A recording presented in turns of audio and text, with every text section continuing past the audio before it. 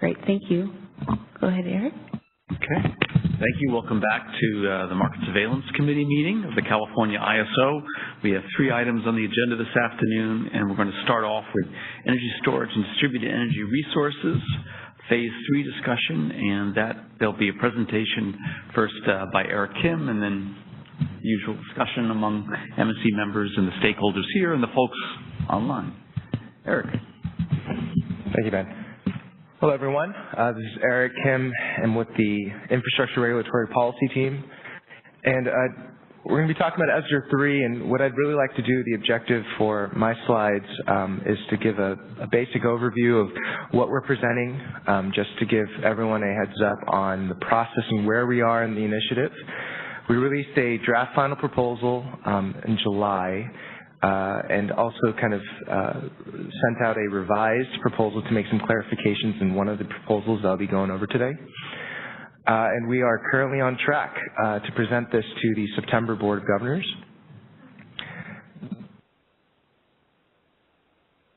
So there's 4 proposals under ESDR 3. The first is new bidding real-time dispatch options for the proxy demand resource. The second proposal is the removal of the single load serving entity aggregation requirement and the need for the application of a default load adjustment, the settlement mechanism. The third proposal is a load shift product for behind the meter storage. And our fourth proposal is a measurement of behind the meter electric vehicle supply equipment. It's measuring that load curtailment or the load drop. So going straight into our first proposal, the new bidding and real-time dispatch options for PDR. We're extending 2 bidding options that are similar to our intertie resources to extend the real-time market notification for demand response resources specific to PDRs. Just to remind everyone, the PDR, the proxy demand resource, is an economic market-based product. And currently today, they must respond to 5-minute dispatches. The 2 options laid out here is to extend intertie-like bidding options. The first one is an hourly block where the energy schedule is committed for the full hour, and the resource then becomes a price taker for all real-time prices with communication of that hour that they need to be dispatched for 52.5 minutes before the flow of energy. The second piece, or the second bidding option, is the 15-minute dispatchable. So they're dispatched in the FMM, the 15-minute market, where they receive a communication notification 22.5 minutes before the flow of energy. These 2 bidding options are now being proposed as for the PDRs because there has been requests and some points made by stakeholders that because of just physical limitations with notifications that they're not able to meet real-time dispatches, some types of demand response resources. So we'd like to extend these 2 bidding options to them. Yeah, Eric, it would be helpful for each of these 4 issues, if you could just mention quickly how stakeholders have felt about it. Sure. And the first issue, for example, is not exactly the one that got people most excited. Yeah, thank you for pointing that out. So I will kind of go in comments that came in based for all these proposals. So under this first one, we're getting general support, and overall the entire ESDR is getting a general support from our stakeholders. Specific to this, stakeholders are really applauding the fact that we're actually bringing these options for them because of the fact that some demand response resources can't respond within that 2.5 minute notification. There's complications because demand response resources have a P-min of 0 megawatts that they state, but realistically that's not truly accurate in the sense that they're not a spinning turbine that is waiting at their P-min to be dispatched. And so by allowing them to have these 2 bidding options, they would be receiving these longer notifications where they can be ready and respond. And so we are getting generally a majority of support from all of our stakeholders on this proposal.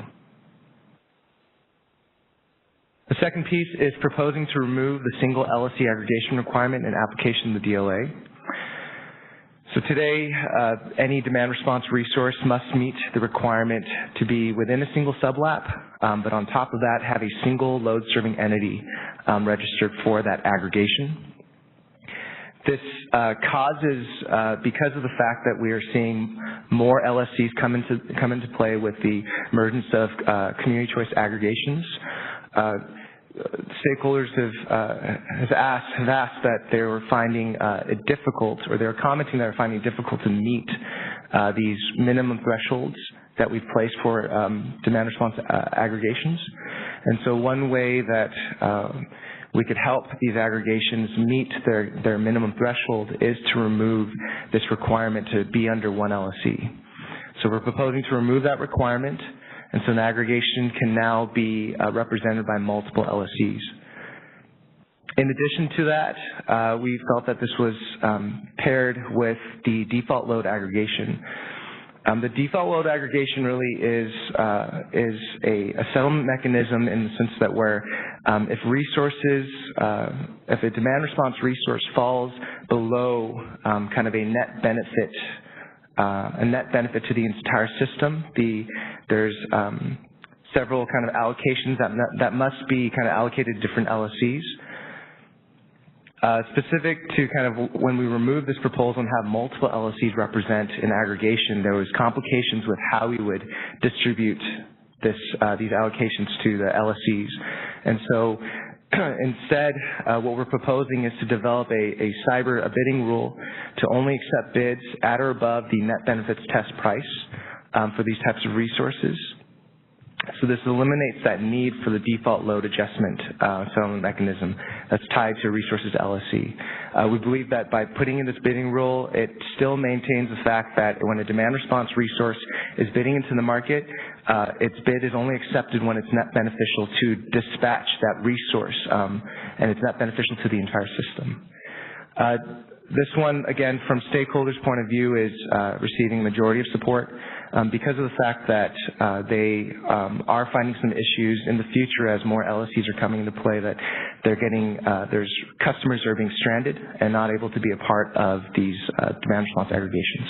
Eric, can you explain what the logic behind the single LSE aggregation requirement was in the first place? Sure. I might need to take that over to Jill for the history on that. Yeah, I think we, one of the main reasons was because of the way that we applied this default load adjustment. It's really because of that, that we had to limit it to the one single LSC.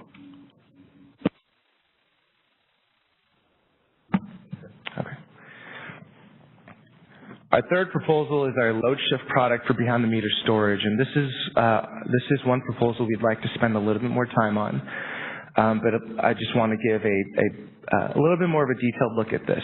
So we're calling this PDR load shift resource. I'll be referencing it as PDR LSR. This model is to enable both the decrease and increase of load as a grid service. So currently today, as I've already mentioned, PDR is something that could bid into the market and provide load curtailment. The PDR LSR is actually moving towards a way for a resource to also consume load at certain times.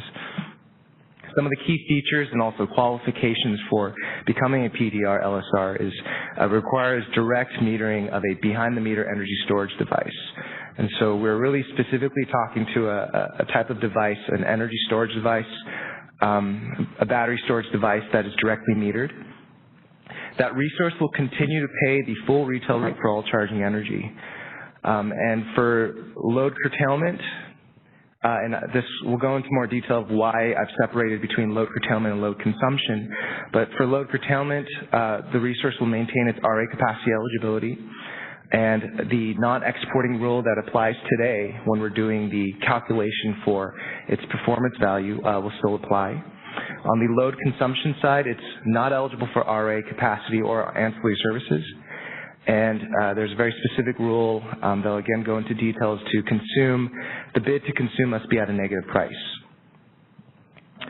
Yes. Just understand, so for load consumption, it's a battery. Mm-hmm. I'm going to pay, if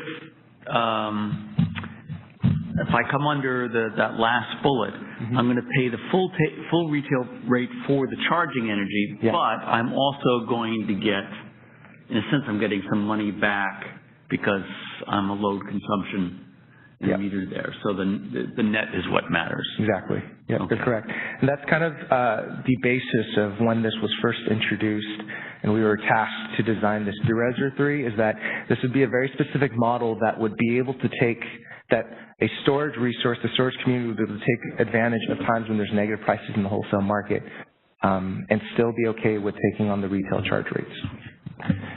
Eric, so I'm not sure the right time to get into this, but I'll start now and maybe we should defer it. But I've been kind of confused about the timing or the aspects of participation.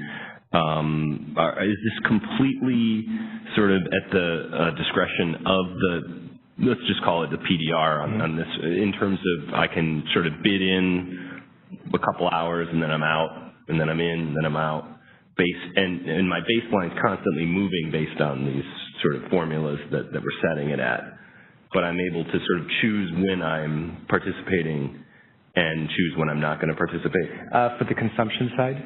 Well, for either, actually. Well, right. We have to first note that because, so I didn't get to clarify this, is two resource IDs. And so the curtailment, if we want to split it up, the curtailment will still, if it's an RA resource, it will still have its must-offer obligations during the availability assessment hours. Okay. Right? But the consumption resource ID will be able to submit bids when it feels like they believe that there's going to be negative prices. And so they may be coming in or not being a part of the market. That's correct. I did want to make one clarification, and this is just generally under the PDR construct, the policy. It's a non-24/7 participation model. So they have the ability currently to bid when they choose to and not. So we've not, made any within this policy to restrict them or require them to do a certain bidding behavior. Right. Okay. Yeah. I mean, when we start talking about where these baselines are for the charging, I guess it just got me going again about the whole possibility of I know when my formula says I'm going to be doing something, and I know I'm not going to be doing that thing, and so it's a good time to bid in, and those types of issues. But we'll come back to them again. Sure. And we're almost there, so. All right. So I've already mentioned we know that this model we're proposing is a two resource ID model. They're separate resource IDs, but there are some specific rules that we surround this model with these two separate resource IDs to make sure that we're not having conflicting dispatches. One qualification or one thing is the PDR LSR bidding option, it must be uniform. So if the curtailment resource ID is bidding as a 15-minute dispatchable resource, the consumption resource ID will also have to do the same. And likewise, if it's a 5-minute. We are allowing for the eligibility for bid cost recovery, as is any 15-minute or 5-minute resource today. Again, this is the price, the bidding rule for the curtailment piece. So this is moving in that positive direction. The resource can bid from the NBT price, the net benefits test price threshold, to the bid cap. And the reason why that's the case is from our the second proposal states that our new bidding rule, our cyber bidding rule, because of the fact that we're moving the DOA, will require a PDR resource today, or a PDR resource to bid at the NBT or above. So that'll be a very explicit rule that's going to apply the same to this PDR LSR model for anything that's moving in the curtailment direction. Our second resource is the PDR LSR consumption. This has a rule where the bid can only be from the bid floor to less than 0. Again, the initial thoughts on why we created these two very specific rules was to make sure that we wouldn't have any conflicting dispatches. I understand now that there's a sort of a gap from the 0 to maybe just at the NBT price. The thing is, we have to go back to kind of the original intent and the designs that we worked with the stakeholders on, and their intent was to only charge during times when there's negative prices in the wholesale market, or to consume or submit bids. Outside of that, because of the fact that they still have a retail charge, a retail payment, it wouldn't make any sense to move beyond that $0 cap. And so we've kept those two bidding rules there. The energy services, just real quick, is just energy, and also the resource would be eligible or recognized for a flexible ramping product because if it bids into the real market. And the day-ahead FRP, which is something that's still in development with the day-ahead market enhancements initiative. Eric? Yes. I don't have an intuitive feel. Where does NVT tend to hover? I believe it's 30. Yep. Yep. And how much does it change over the day? Does it depend on the interval, or is it? It's actually a monthly price. Okay. It's a monthly price that gets published today. Okay. Thank you. So before we move into kind of the specifics, just the evaluation methodology, as I stated, we apply the net export rule to the LSR curtailment. It's the reason why this formula here shows kind of the absolute values. Just to clarify there is that we're using different sign conventions because we're still trying to apply the original MGO from ESDR Phase 1 into this new PDR LSR performance evaluation methodology. But essentially what these two formulas are just showing is that we take the metered value of the device and we subtract this typical use value. And this is where we're going into specifics into how that typical use is calculated. The typical use, whether it's the curtailment or consumption side, is using a 10 and 10 customer load baseline. Essentially what it is just 10 non-event intervals, including both consumption and curtailment values. But if those 10 non-event intervals, at least let's just take specific to the curtailment side, if the average falls below zero, we will readjust it and make sure that falls at zero.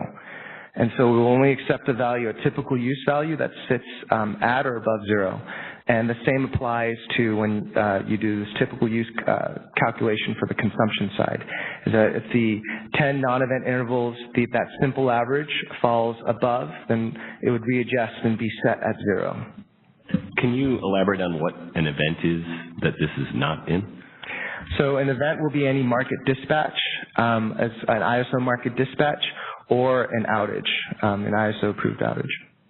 Those were events. Sorry, a dispatch of the specific resource. Okay. That's correct. So last 10 times I bid and was not taken, basically. Yeah, not taken. Or taken out on an outage again for testing purposes. Well, yeah, actually. Yeah. So these have to be days in which I did bid but was not taken, as opposed to just days in which I was staying out altogether, or hours, or... Sure. I mean, if they were not accepted into the market and not received a dispatch, then that would consider a non-event interval. Even if you didn't bid at all? And if you didn't bid at all, then that would still be a non-event interval. Okay.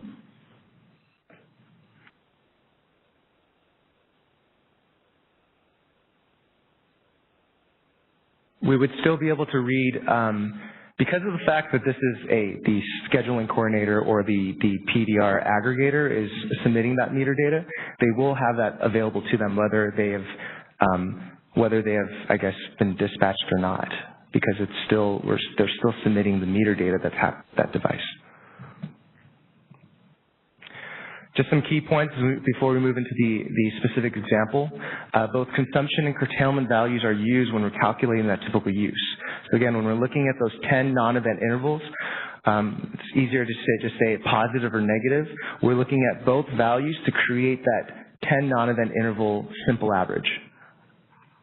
The no net export rule will only apply under the curtailment piece. So whenever we're doing a calculation of the curtailment, and moving towards, and then when you move towards the typical use calculation for curtailment, we're applying a no net export rule. And when finding non-event intervals for both curtailment and consumption and curtailment events. So this is a case if the resource has been dispatched by the ISO to either charge or discharge, those will be considered events and not used as one of those 10 non-event intervals. So this makes a little bit more sense as we go into specifics with the examples. So what we're showing here is currently, when we're saying current, we're saying that under the meter generator output, which is this PDR-LSR, this typical use calculation, is really moving that same concept over here. So currently, the resource would be, the typical use calculation would look at an average of all positive values over 10 periods. So today, when a storage device that is participating and we are doing the typical use calculation, any value that falls below 0 or any value when it's charging is not considered. And so you can see the box there that says current is what its typical use would be based off of the 10 non-event intervals, or 10 non-event days, I'm sorry. What we're proposing, because of the fact that now we're looking at, within those 10 non-event intervals, we're looking at both positive and negative values, that typical use value may be lowered compared to what it is today. And so we're able to capture that. The only difference now is that even though we are considering both positive and negative values, if it falls below 0, and let's say in our example 2 we'll go to this, is that if it falls below 0, we will make sure we will readjust it and bring it back to 0. Sorry, can you clarify? So are these are intervals? Are they intervals selected from 10 different days? Or, okay, and so it's the same interval? So That's it's correct. 2:15 Yep. p.m. from the previous 10 days That's correct. that were non-events. Okay. Yeah. Yeah, so the goal is to look at what the typical behavior is for that interval, and because these are, normally with our look-backs we're looking hourly, but these are very dynamic, so we went to, I believe, the 15-minute interval. Right, and if I was somebody who was bidding every hour under the new rules, would the interval then be defined as an hour, or would it be defined still as an interval as we? So the resource wouldn't be able to if a resource is participating as a PDR-LSR, it wouldn't be available for that hourly bid. It would have to move at either 15 or 5, and so those are the intervals that we would consider. Or I guess the most granular would be 15 minutes. Okay, so the hourly is just a PDR thing. That's correct. Are you changing the interval stuff for them, or? Those will still remain the same as today, which is on an hourly basis. Okay, thanks. And yeah, I think Jill mentioned it. It's really the fact that this is accounting for now recognizing kind of how dynamic a behind-the-meter energy storage is. And so we do need to go even more granular, which is to that 15 minutes. Our example 1 here really kind of goes over what typical use would look like under our proposal. So as we stated, that kind of rule where we're adjusting to make sure that it either falls at 0 or above for curtailment or at 0 and below for consumption, works very well when the ISO dispatch is in the same direction. For here, you could see that the ISO dispatch was at 100 kilowatt hours. The typical use calculation comes out at 25 kilowatt hours. Due to that piece was typically they were sitting there providing some sort of demand charge management for the customer. And so here you could see that we were able to account for 125. We were seeing 125 kilowatt hours coming out of that meter, and we can account for that 100 kilowatts that was dispatched and received by the ISO. But the expected meter output at that point would be 125.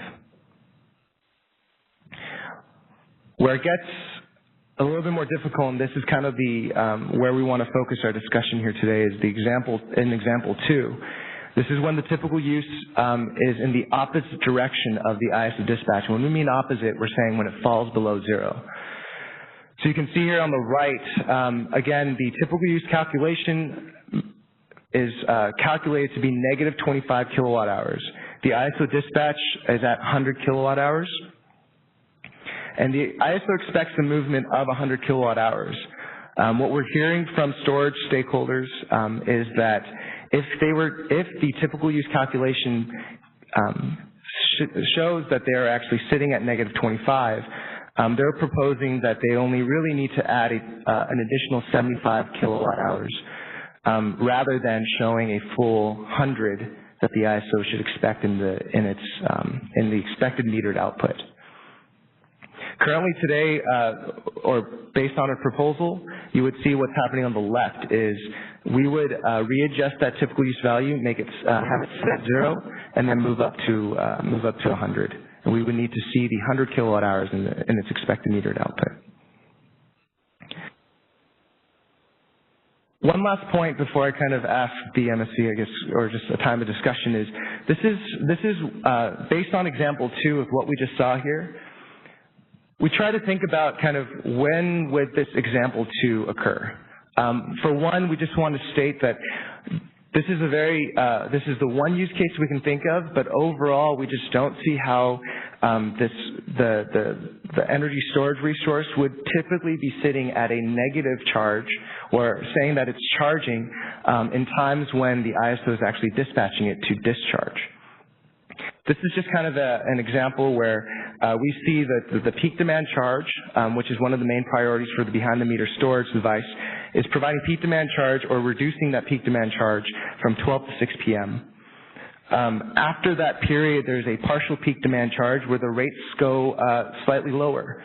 And there's a possibility that that battery storage device may start charging because of the fact that it's slightly lower rates. They also wouldn't be hitting their peak demand as well. But the problem here is that we see that during that time, between 4 to 9 is when the ISO is requiring more supply, more resources to actually meet that peak. So we think that kind of going through and potentially, if we do change this, if we were to accept what the storage stakeholders are asking for in accounting for this typical use, is actually going to be incentivizing resources potentially because of the fact they're trying to create a baseline where they're sitting at that charge value that they could be charging during this time. And we believe that's the wrong incentive to place on any energy storage resource that wants to participate as a PDR list.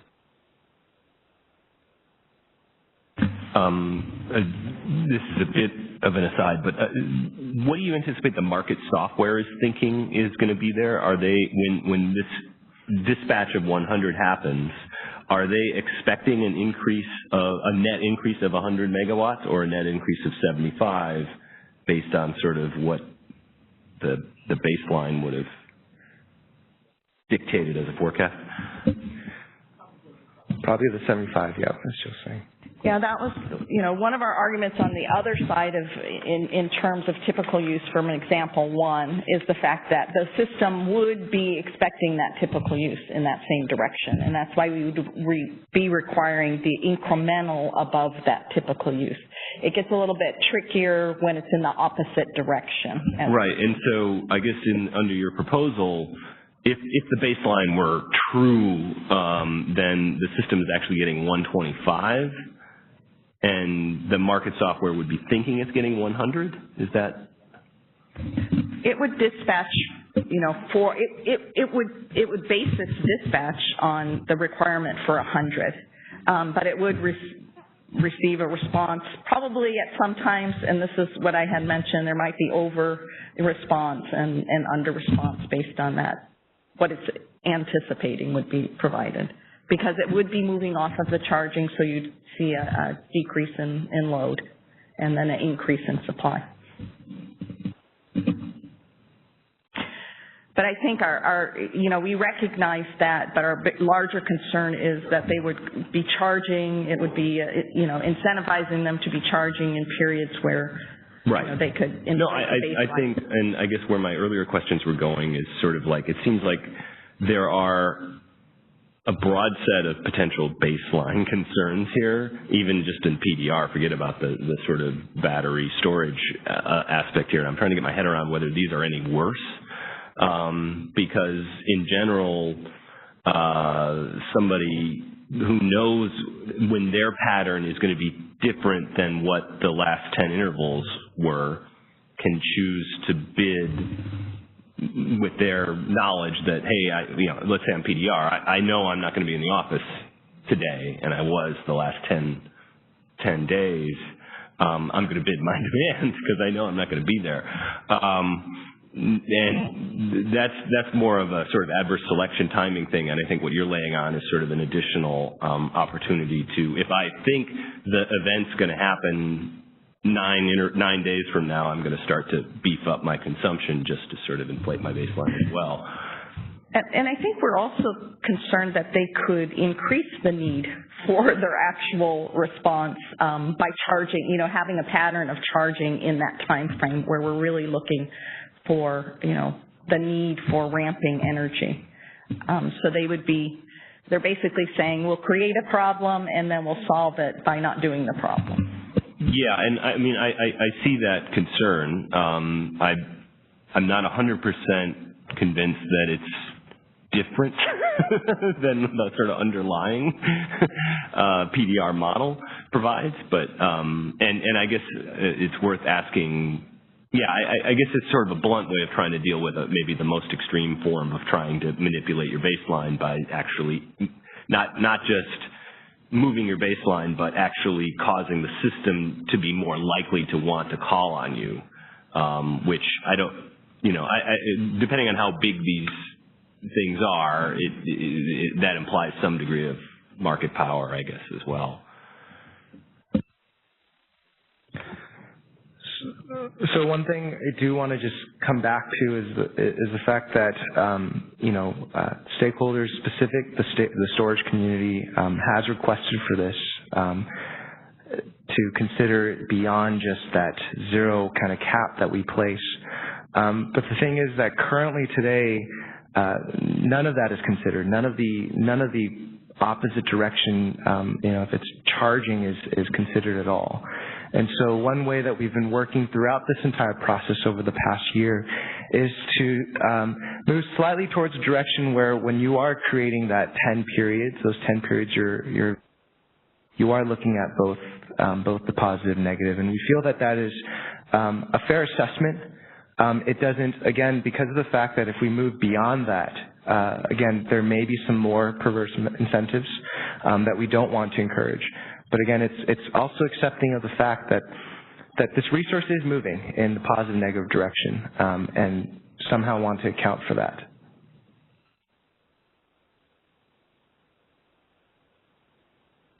Okay. Our fourth proposal is proposing to enable EVSE submetering and extend the MGO performance methodology for EVSEs. So EVSEs stands for electric vehicle supply equipment. Really what we're talking about here are the charging stations for electric vehicles. Currently today, if you just remove, in your imagination, just remove the red lines. The electric vehicle supply equipment, the EVSE, sits behind a load facility. And today, when it provides load curtailment, that entire facility or the premise is providing that load curtailment. And when the performance evaluation, that value of how much the load has been dropped is calculated, it's combined all together. As we did in ESDR 1, we incorporated the MGO, the meter generator output, which recognizes a specific device, a storage device, and applies a separate baseline. This is the same. This proposal is wanting to extend a similar concept to the electric vehicle supply equipment, where if the entire facility, including the EVSEs providing load, drop, the load itself, the facility, so what's sitting in that blue box would have its own separate customer load baseline, and then the EVSE would have a separate baseline. That baseline would be split up between a residential customer would use a 5 and 10 customer load baseline, a day matching, and a non-residential customer would use a 10 and 10 customer load baseline.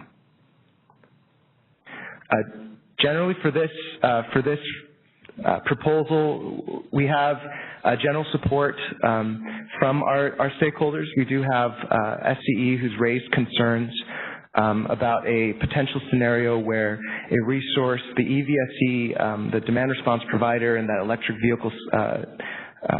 vehicle charging station may potentially provide phantom load. But this kind of goes back to the, Jim, your comments on a baseline methodology. But the scenario, the use case here is that the resource, when it's given a demand response dispatch from the ISO, could potentially physically unplug their electric vehicle charging station, which would show kind of a load drop, and then move that electric vehicle to a different, or plug a secondary charging station to that car and provide this phantom load drop.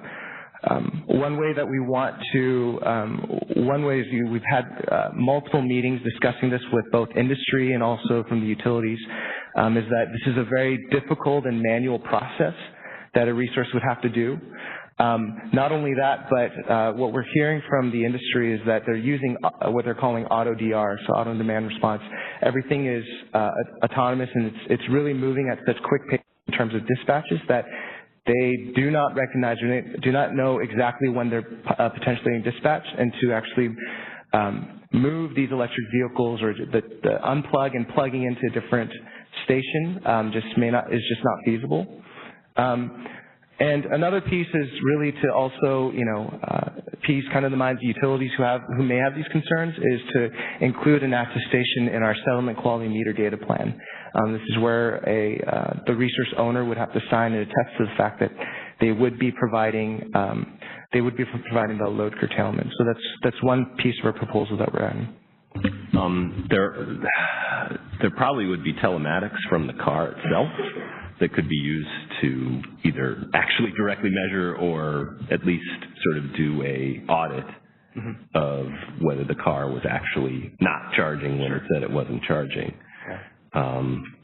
What does 5 and 10 mean? Is it the highest 5 out of the last 10? Or? Yeah, that's correct. Yep. And so the 10, yep. It's the highest 5 out of using 10 days, 10 hours.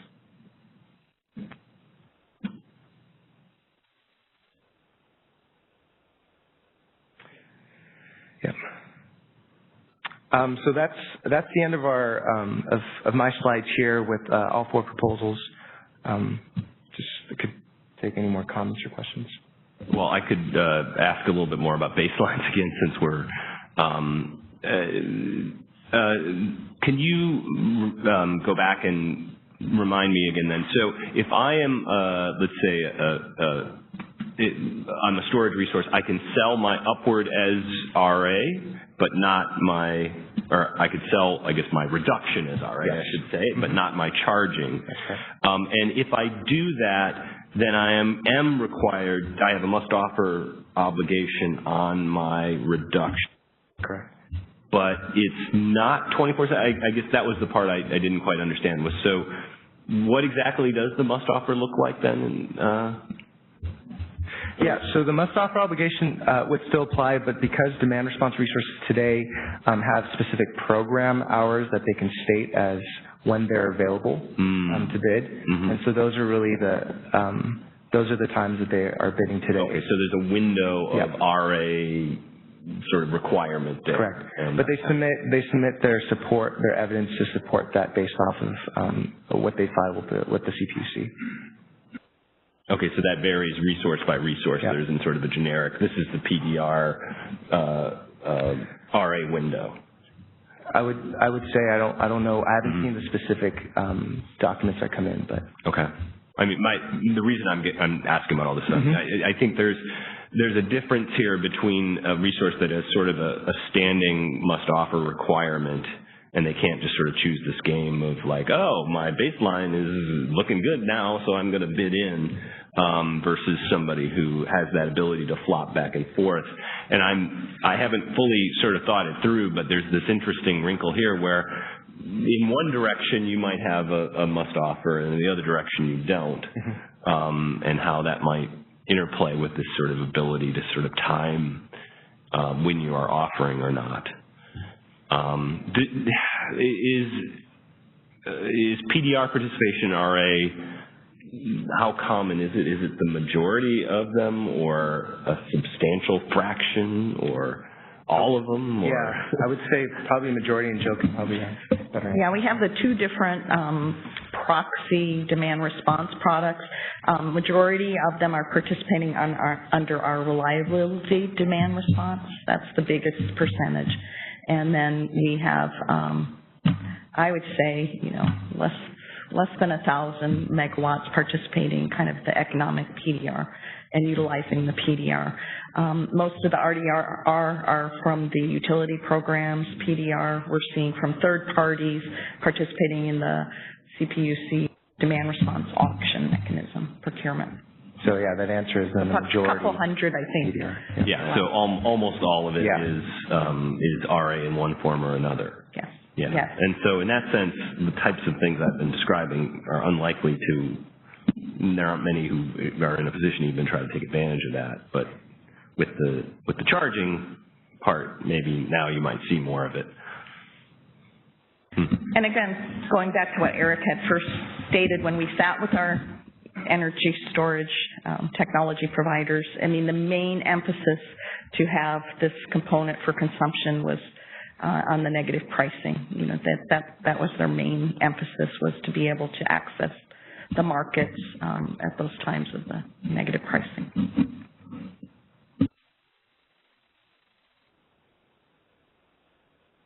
And the battery is separately metered.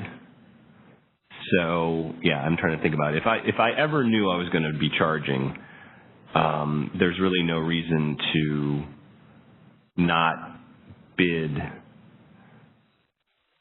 at zero. If I know I was going to be charging anyways, then why not? You know, I might get paid for some charging, and even if it doesn't fully offset the retail rate, it would at least help out in my cost of charging, and so that would have to be sort of correlated with where that looks like with my baseline as well. Okay.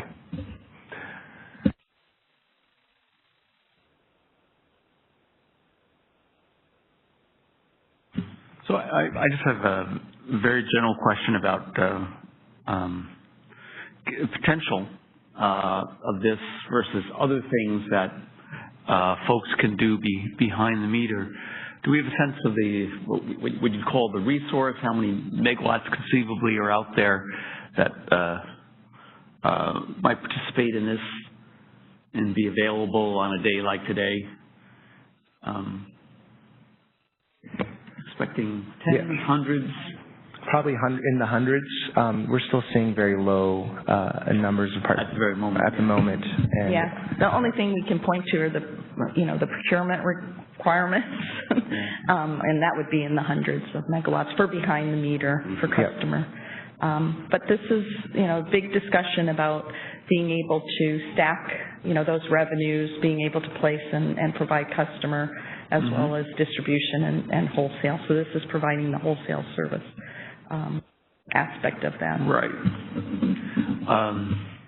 And just, and not that you would have your fingers on this sort of number, maybe CEC or somebody else would, but so thinking about other things that folks can do behind the meter, pre-cooling and so forth, thermal storage, which wouldn't qualify for this, is that a resource of roughly the same magnitude, might be a lot bigger, yet we're not tapping this potential, or maybe significant? Well, it doesn't qualify for the storage. Yeah, it wouldn't qualify under this, but right. It is something that we're looking at and participating in at a CPUC working group, where we're looking at expanding this to include those. The reason why we haven't expanding, taking a look at how this model could expand to include just traditional load consumption. And we're kind of utilizing that as the stakeholder process to kind of work through some of the details, particularly related to the rates. Because in this, we're saying, there's no changes to the retail rates. They would be charging and being charged retail rate. And that seems to be a problematic, more of a problem for just traditional loads that would like to participate in them. I don't know, Eric, if you have any more. Okay. And I imagine CPUC or somebody will be sponsoring careful evaluation studies. I don't know whether randomized controlled trials, things of that sort, to find out, confirm that this is real and or what percentage it is. Who would be responsible? I'm sorry, can you repeat who's responsible?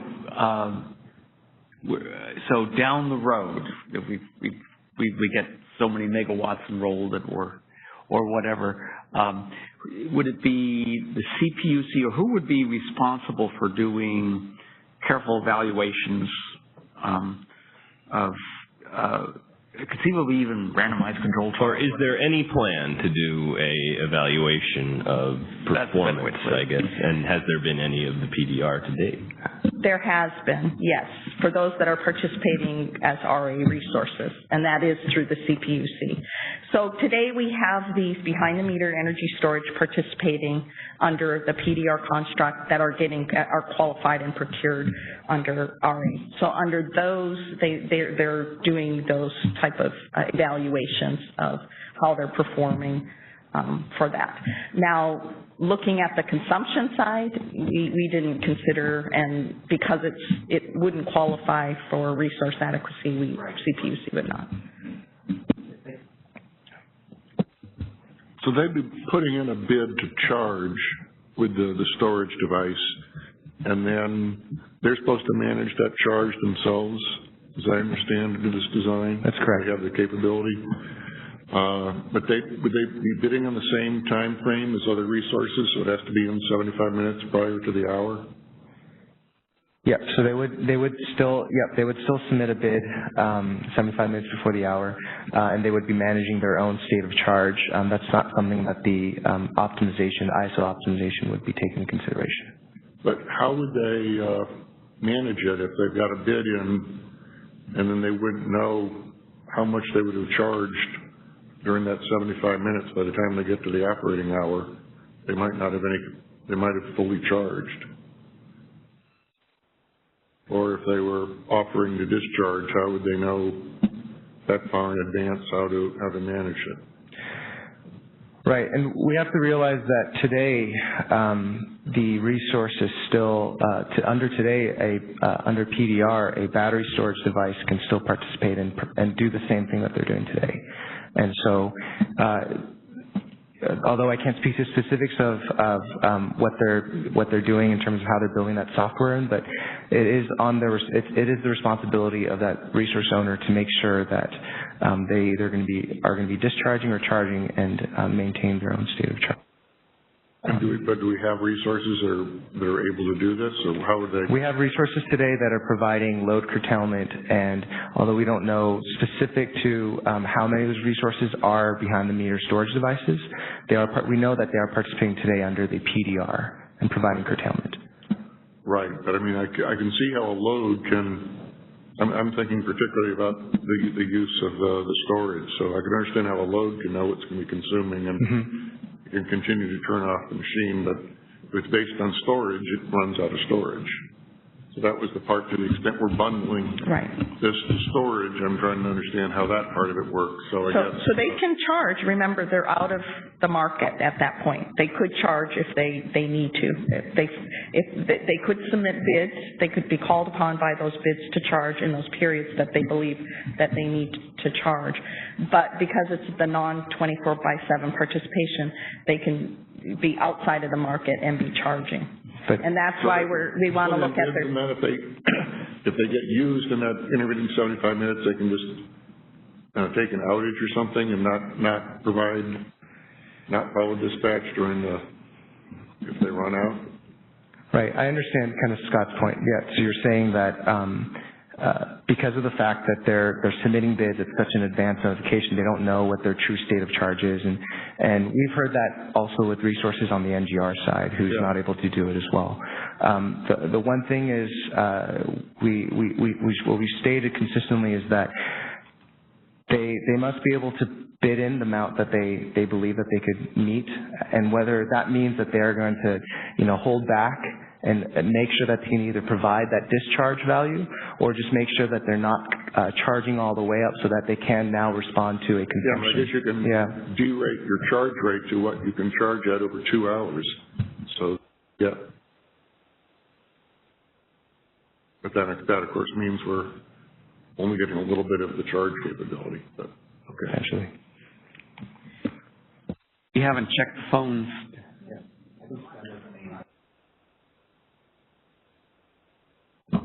So Marvin, we'll go ahead and take the questions on the phone.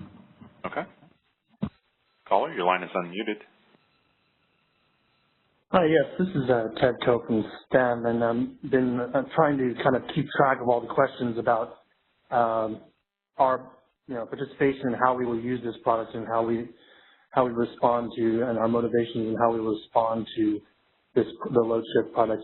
So apologies if I didn't keep track of all the questions, but I guess I don't know how to start this. One, the motivations around this are, for us, again, is to what Eric said. We were going to, charge during times of negative pricing.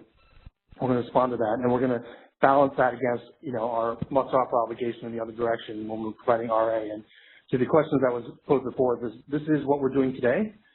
Siemens probably has the most megawatts of storage doing this right now, I think. Using the DRAM program and the RA contracts we have with utilities around that. So any questions regarding, what we do and our behavior and our motivations and how we would do bidding, I'm happy to answer. To that point, when, Eric was mentioning, industry stakeholders are looking for this particular treatment on the baselines, that came from us as well as a few other storage stakeholders. And it's really going to the point that I don't know who made a little earlier, that if you're zeroing out that measurement in the other direction, you're actually not getting your correct typical use, and then what the market's expecting is not going to be what it actually is reality, because it's the baseline typical use is not being fully accounted for. And so that's been our concern from the beginning about that aspect of the MGO methodology. Understanding that it's relatively late in the process right now to be trying to change that. It is an ongoing concern, and because of that particular aspect of it, we are concerned that we will then not be interested, or a lot fewer customers will be able to participate in this product, because we're getting zeroed out in that direction. And if people are interested, I can go into more detail about why that might occur. But to Eric's slide on slide, I think, 13 about the possible gaming situation, I would point out that what a previous commenter also asked before is that particular gaming possibility is no different than what's available to traditional DR resources today. So there shouldn't be a different treatment for energy storage because of that gaming possibility, because it was already something that any other technology could do anyway. So it's kind of discriminatory to put extra restrictions on us because we're energy storage. And also that gaming possibility, even though it's possible today, is not something we would ever do in kind of real operations, because of the way we have to manage our operations for customers. We wouldn't be doing that and trying to artificially boost baselines. The problem comes in is if you look at that particular graph that Eric put up, it's not that's the behavior that's going to happen. What's going to happen is that in that peak demand charge time period, if that peak demand charge time period is the customer actually lines up with the CAISO demand periods, at times when we're not being called by the CAISO, we may be charging in intervals before the actual dispatch call, in intervals before the customer's peak that would eventually be called by the CAISO later. So we could be charging every day in the middle of that peak in order to address the customer's peak in a later interval. And so because that's what can and does happen in real world operations today, it's something that is, I guess, again, restricts our ability to participate in this product, because we know that can happen. So that was a long-winded kind of response to a lot of the conversation in the last 15 minutes, but I'm certainly able to answer any further clarifying questions about that. Thank you, Ted. Eric, any response or? I think just With time, I think one thing we'd like to hear from, not right now at this moment, but Ted, if you could also provide some scenarios that we can maybe even share with the MSC, just kind of how I've laid out this potential scenario with peak demand charges. I know you're looking at the future TOU rates and how they may align with the ISO's ramping needs, but really this is the one use case that we were able to point out that potentially you could be in a negative, your typical use can be on that negative side, but we're finding it a little bit hard to understand how that typical use can sit below that zero. So if you could provide that through email, it'd be great. Yeah, certainly, and something that you've been question that's related. Promise some data on. Just, you mentioned that for the residential customers, there's a 5 and 10 customer load baseline. So that means you'd be taking the highest 5 in one direction. Does that mean you'd also take the highest 5 in the other direction for the other one? No, this is just for EVS. This is under the EVSE proposal, which is just for the load curtailment. Okay, so the other one would be 10, all the other stuff we were talking about would be 10 and 10? That's correct. Okay. And there was a lot of, there was an outside consultant and a working group that, in Azure Phase 2 last year that did an expansive report on the different day matching baselines and what was more effective and which was more accurate. So we can also reference you to that for the 5 and 10 reason for why it's residential.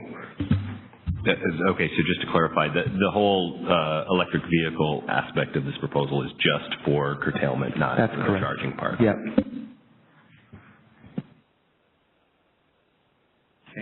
Was that the only comment online? Marvin, do we have anybody else in the queue? Yes, we do have another in the queue. I'll go ahead and unmute them now.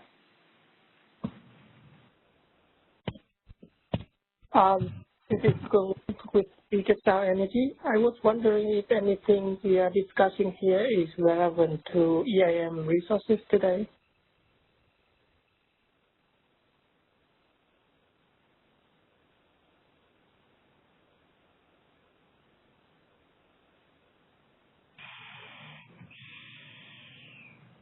Hello? Don. This is Don. So one of the key elements of the energy imbalance market is that you can make use of any of the resource models that we have for participation.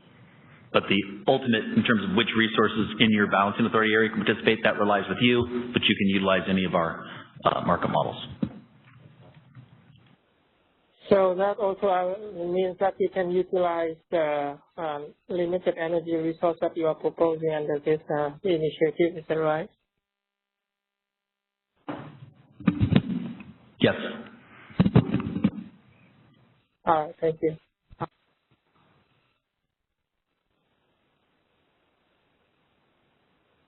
Okay. Okay. Eric, thanks very much. Joe? And at this point, agenda, we are now shifting over to, I believe it's CPM and RMR. And we have a presentation by Keith Johnson. Yeah, I saw him in the on-deck circle back there, and here he comes. He's swung the bat a few times, and let's see if we can throw him one right down the middle for a single.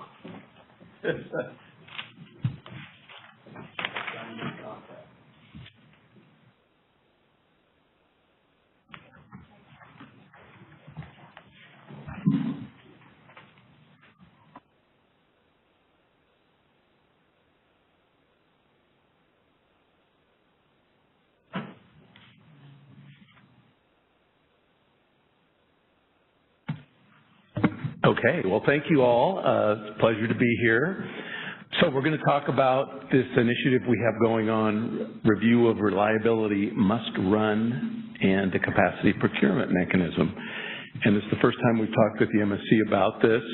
So we have an hour. So we've got essentially 4 topics we want to tee up. I'm going to cover 2 of them. Gabe will cover 2. We'll try to stay on schedule so you can get in the last hour to the SATA item. So bear with us. We'll try to pace it accordingly. So first off, I just wanted to kind of set the stage very quickly. We have a very large initiative that we're doing where we're looking comprehensively at both the RMR procurement and the CPM procurement, and looking at ways in which that might be improved. And so we've got something like 15 items that we're looking at. And today we're going to talk about 4 of those items, which in this slide are noted in the red font. Overall, our schedule, we're just more or less at the beginning of the initiative in the sense of providing and developing proposals. We've been working on this for many months, but we're now really in the straw proposal phase. We're about to issue a revised straw proposal in about a month. So we're starting to get input from the MSC. We have stakeholder comments that are coming in on our initiative on August 7th. We're going to have a working group meeting on August 27th, and then in the middle of September we'll be issuing a revised straw proposal. So we've got a number of items in that initiative. Some of them we've floated, 1 or 2 versions of straw proposals. Some of them are less far along. So what do we want to talk to you about today? So we've got 4 things. So I'll talk about the first 2, and then Gabe will talk about the next 2. So I'm going to talk about clarifying when RMR procurement is used versus CPM procurement, and a pricing formula for the capacity procurement mechanism when an entity files for a price above the soft offer cap. I'll let Gabe cover the other 2. So one of the things we wanted to do to kind of set up the discussion here is to have a very high-level schematic of RMR procurement versus CPM. And then in the next slide, we talk a little bit more about the differences between CPM and RMR and why they're different. And so we wanted to, for example, check in with the MSC and get their thoughts on whether or not they think that we are being consistent, I guess I'd say, in our logic. So let me start with this slide here where we have this diagram. And what we're really trying to lay out here is that we have a CPM mechanism.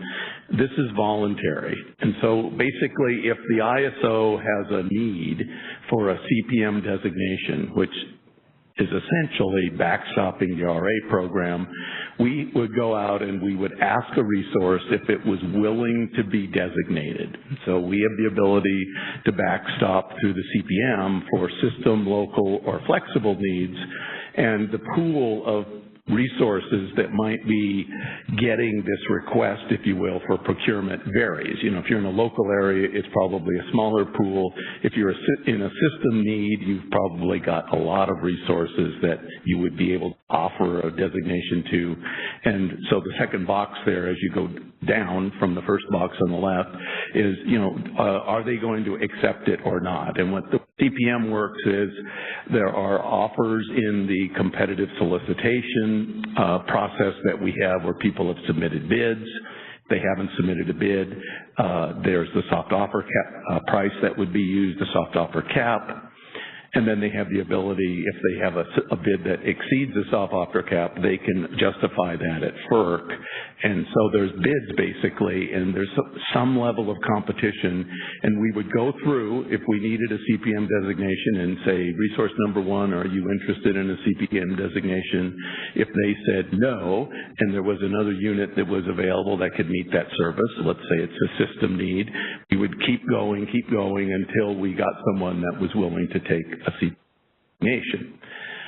What we're also trying to illustrate in this diagram, which is a slight clarification from what we talked about with stakeholders at our working group meeting several weeks ago, is we think is a need that if in fact we have an important need for reliability and everyone turns us down for CPMs because it's voluntary, that if we then have no other choice and we still absolutely need capacity, we should have the ability to do an RMR designation.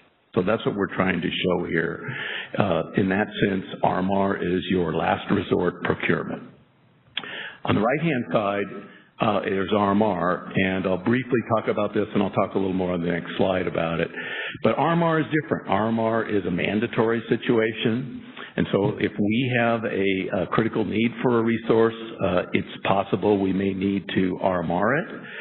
A typical scenario that's been playing out in recent months is that we've gotten resources that have sent us a letter saying that I don't have an RA contract anymore.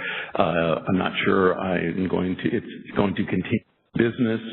I'm thinking of retiring. The ISO would then do a study to see if the resource can in fact retire, or do we need to keep it around until we can essentially make some changes to the network, et cetera, so that it could in fact retire. If we have to keep it around, we offer it a RA.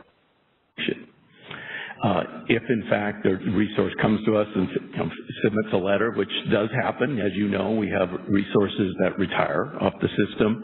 We do a study. If they're not critically needed and they can be allowed to retire, they retire. ISO takes no action as far as the procurement, whether it be RMR or CPM. So, Keith, when you do that study, I'm trying to think of it like an example where you maybe have 2 units.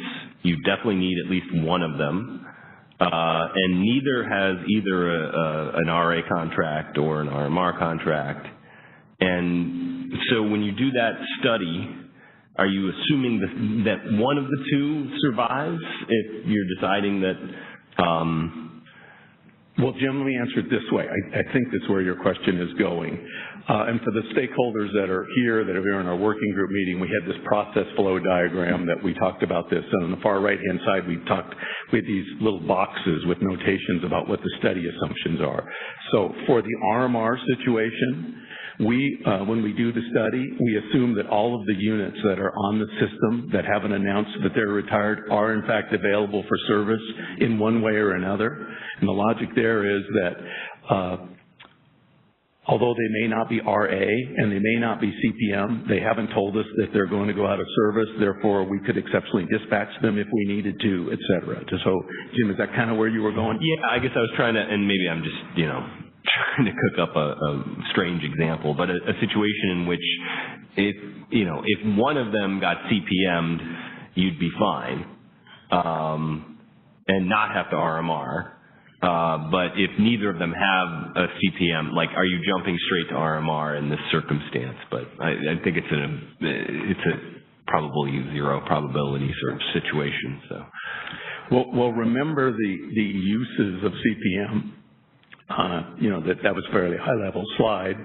Well, I'm thinking of the circumstance where a resource is not procured through RA because it is in a local resource area and its prices were too high, and so then it gets kicked into this sort of gray area. And if there were like 2 or 3 resources that met that criterion. So Jim, in that sense, I think I know where you're going. Let me try. A use of CPM could be to cure an RA showing deficiency. So in other words, we think, or we know, we did a study before the RA as part of the RA requirements being set, that we needed 10,000 megawatts in this area. And if we only have 9,000 that was procured, there's the situation where you need another 1,000. And you've already done the study, and you know you need 10,000 megawatts, you only have 9,000, you're going to go forth and try to get the other 1,000. So you've done the study before, and you now know how many megawatts you need. And so it's not as though you're looking at this resource and that one in the sense of at that moment in time, you already know how many resources you need. Scott.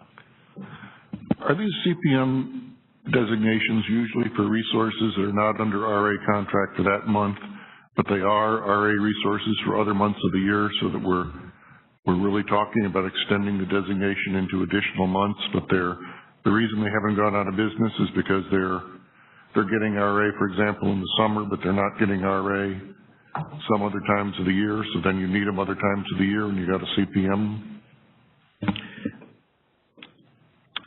Scott, I guess I'd answer that by RA being a monthly product, that varies across the year, that there are resources that are RA some months and not other months. So we do have some of that going on. We also have resources.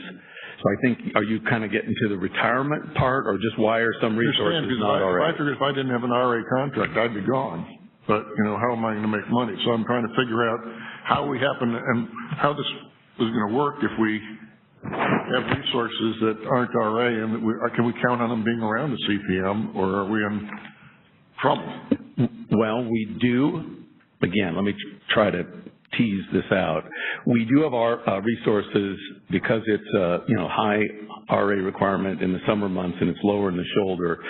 And we have a resource performance mechanism, the RAIM mechanism. So we do have folks, load-serving entities, that only show how much RA they have, and then they hold some RA back that's not dedicated as RA because they might want to use it for substitution to mitigate the RA, the RAIM performance mechanism. So there's some amount of capacity that's not RA that people have kind of held in the stable, if you will. There's also a capacity out there that just hasn't been procured, but it's getting less and less that there's just folks out there that can be like merchant resource is not really a real thing these days. Keith, this is Gabe from the ISO. It might be worth adding too, and I think this could help to clarify both of those questions, that there's multiple different kinds of CPM, and the local designations that you're talking about do tend to be on an annual basis.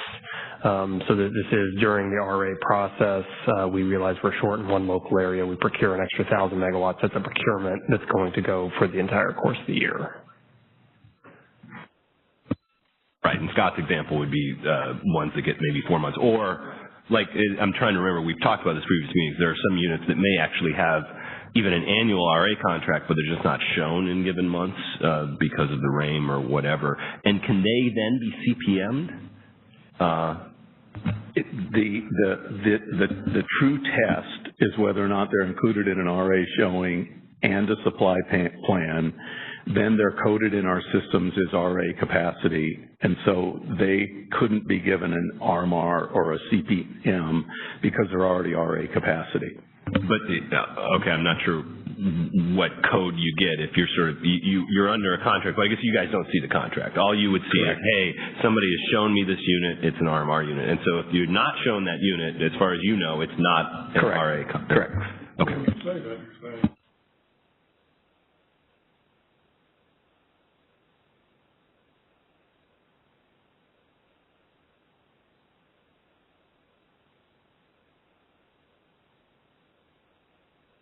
That's correct. So let me do this, and we can continue our discussion. I wanted to get your feedback on kind of our vision, if you will.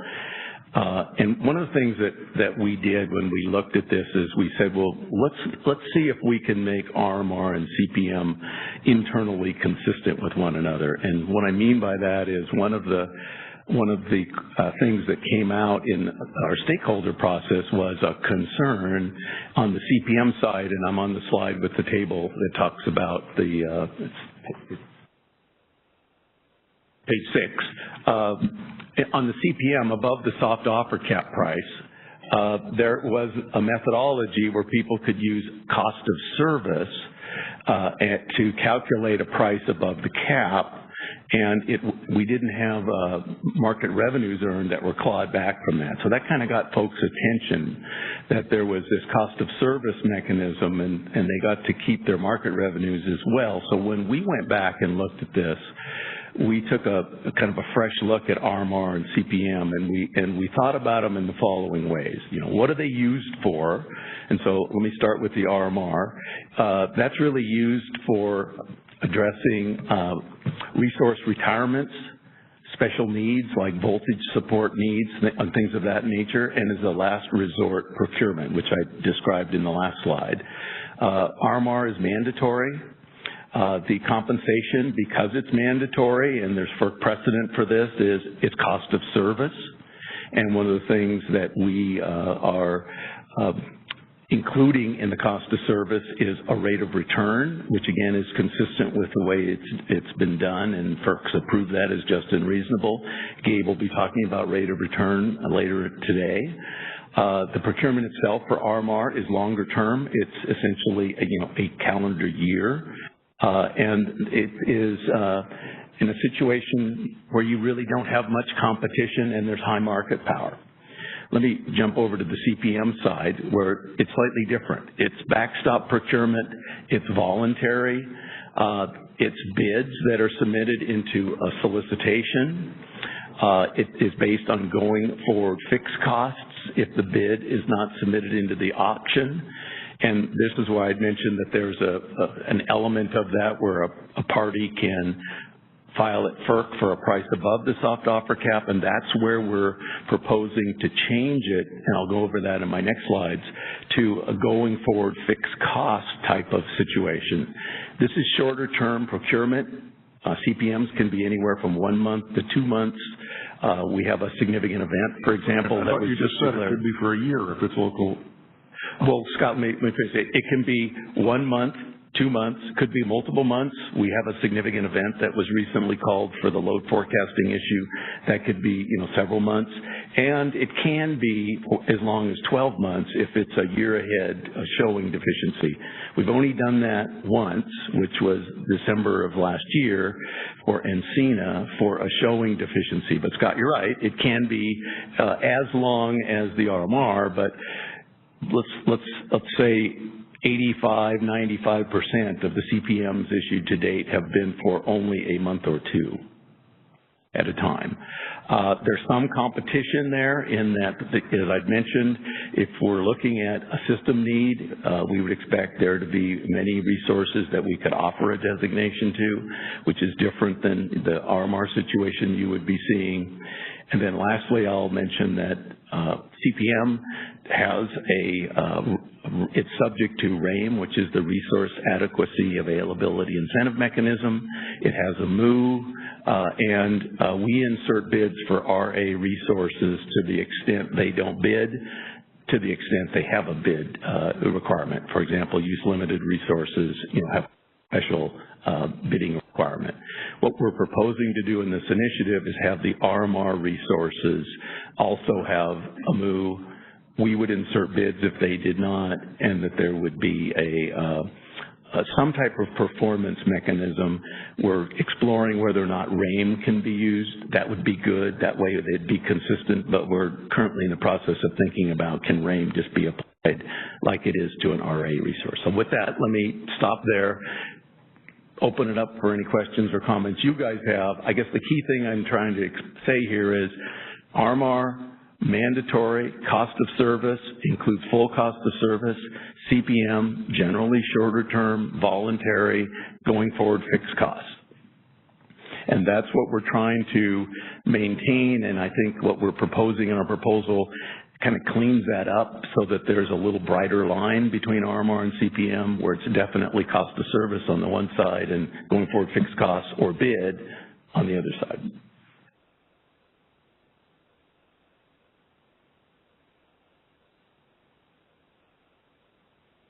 So let me do this.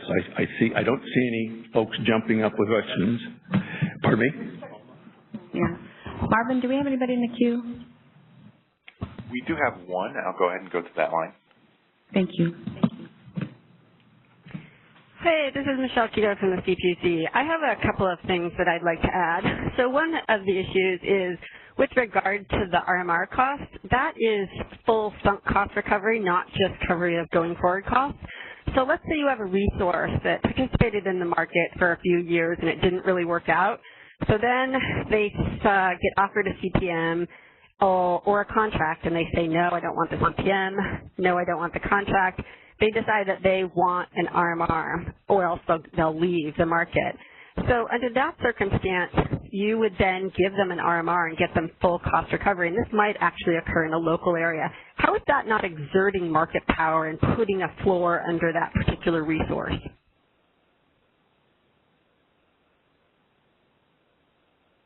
Well, I think you're in a situation where the resource wasn't picked up because the procurement mechanisms that are in place didn't work. What if they chose not to get picked up? What if they made a choice? They said, look, I think I can get more through the RMR because I'm going to get full sunk cost recovery, not just going forward costs. Well, I think they're only going to get recovery if they're absolutely needed, that particular unit. Right, and we know so if they're in a local area and there's other local resources, we're going to offer CPMs to the other units that are in the area, and only in the last store are we going to have to pick up that. Sorry, they decline the CPM, and they know they're needed in a local area. How is that not exerting local market power? Well, I think that's a circumstance where they do have some market power, and they're going to be capped at a cost of service. That's the maximum amount that we're going to pay them. Yeah, cost of service for their full sunk cost recovery at a FERC-determined rate of return. That's correct, and that's what so precedent has. Okay, but how is that not establishing a regulatory floor under the resources? For resources that are basically necessary, like transmission assets. I mean, if they're in a competitive market and we don't need them, there's no floor. But if we're saying we're not going to let you leave, we need you. We can't let you retire. We're going to pay you the regulated rate of return just like we pay the transmission owners a regulated return on their transmission assets. No. It's usually a substitute for a transmission asset, isn't it? No. So and we use regulation to cap market power. I mean, if we didn't cap it, they'd get more than that. No, they don't get sunk cost recovery in the Midwest ISO. They have to make a complete showing, and it's my understanding that the DMMs or whatever assess resources based on the going forward cost. So what's to stop me from building a really, really, really expensive resource in a local area? I don't make money and say, hey, by the way, I want an RMR now. If we don't need it, we say bye-bye. Yeah, if we do need it, well, we need it. We should have contracted. You guys know what California looks like. We need 25,000 megawatts in local areas, and many of them are very constrained. In San Diego, we need every single resource in the San Diego local area based on the studies. So I do think we have to address market power, and I think this is a use of market power by using sunk cost recovery. In economics, does it make sense to give them sunk cost recovery or going forward fixed costs? What is your definition of economic? I think in most cases, regulated assets, that's what we do. We say you can't exercise market power. You can't charge $1,000 a megawatt hour. We say we're going to cap you at the regulated rate of return. And you get your full fixed cost recovery. So when I'm determining whether an asset's uneconomic and should be retired, I base it on my assessment of their sunk costs. In a competitive market, if we don't need it, they just get their going forward costs and they can retire. But if we say we aren't going to let you get the market price, we're going to cap those returns, then it's pretty typical to give them a regulated rate of return on that. Okay, well, but it's not recovery of all their costs. It's just regulated rate of return until we don't need them. No, it is full sunk cost recovery. And if we're going that way, why not just go back to regulation in full? Because we have all of our local areas, almost all of them are constrained. So you guys get that 25,000 megawatts. Yeah, and if you went back to the regulated cost return, that's what they'd get, right? Yeah, but so when the market's good, they get returns beyond that. When the market's bad, they get to come back in for regulated regulated return on sunk costs, which we have to fight over. That make sense to you?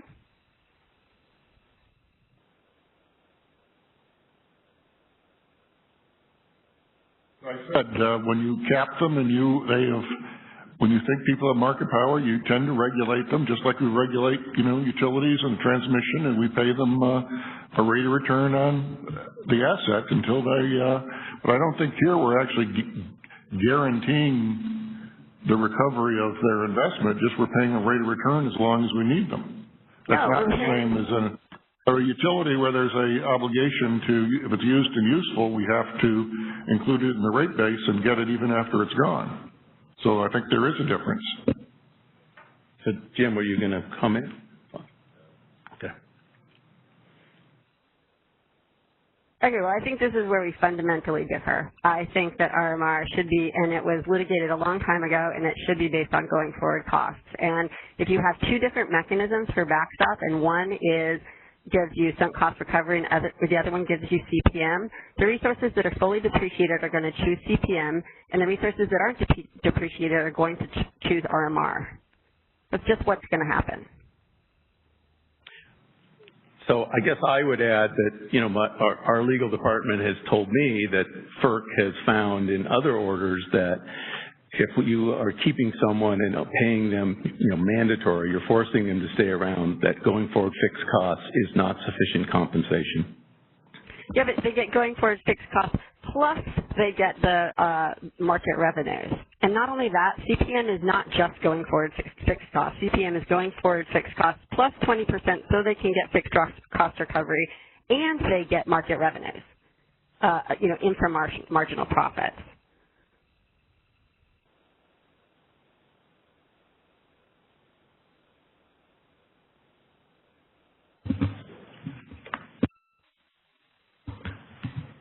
I think on the CPM, this is Scott Harvey again. I was raising the question earlier about are these resources that are under RA contracts for some months but not others?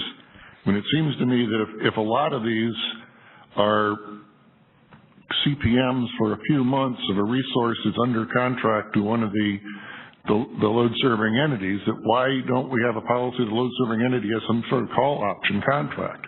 Why do we have to be doing this? The ratepayers are already paying the RA costs of that. If they're paying for it to be for the summer, why don't we, so I think the CPM, there's another resolution in terms of how they're contracted for. And that's an issue with this.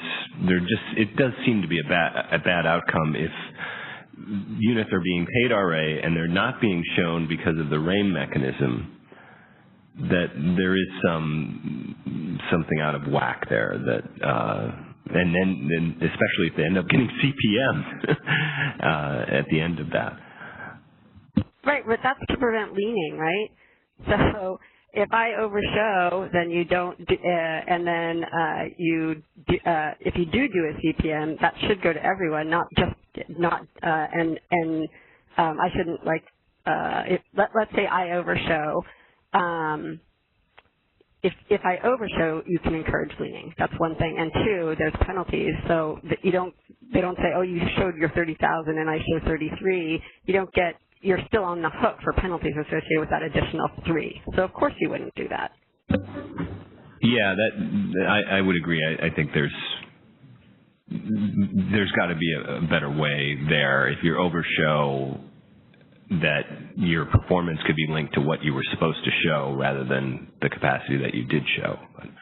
Right, and I'd just like to say most of the thinking about all the other ISOs in the U.S. don't have this peculiarity of these resources that aren't RA like this, but they're really under contract, and we got a whole bunch of issues as a result of this peculiarity.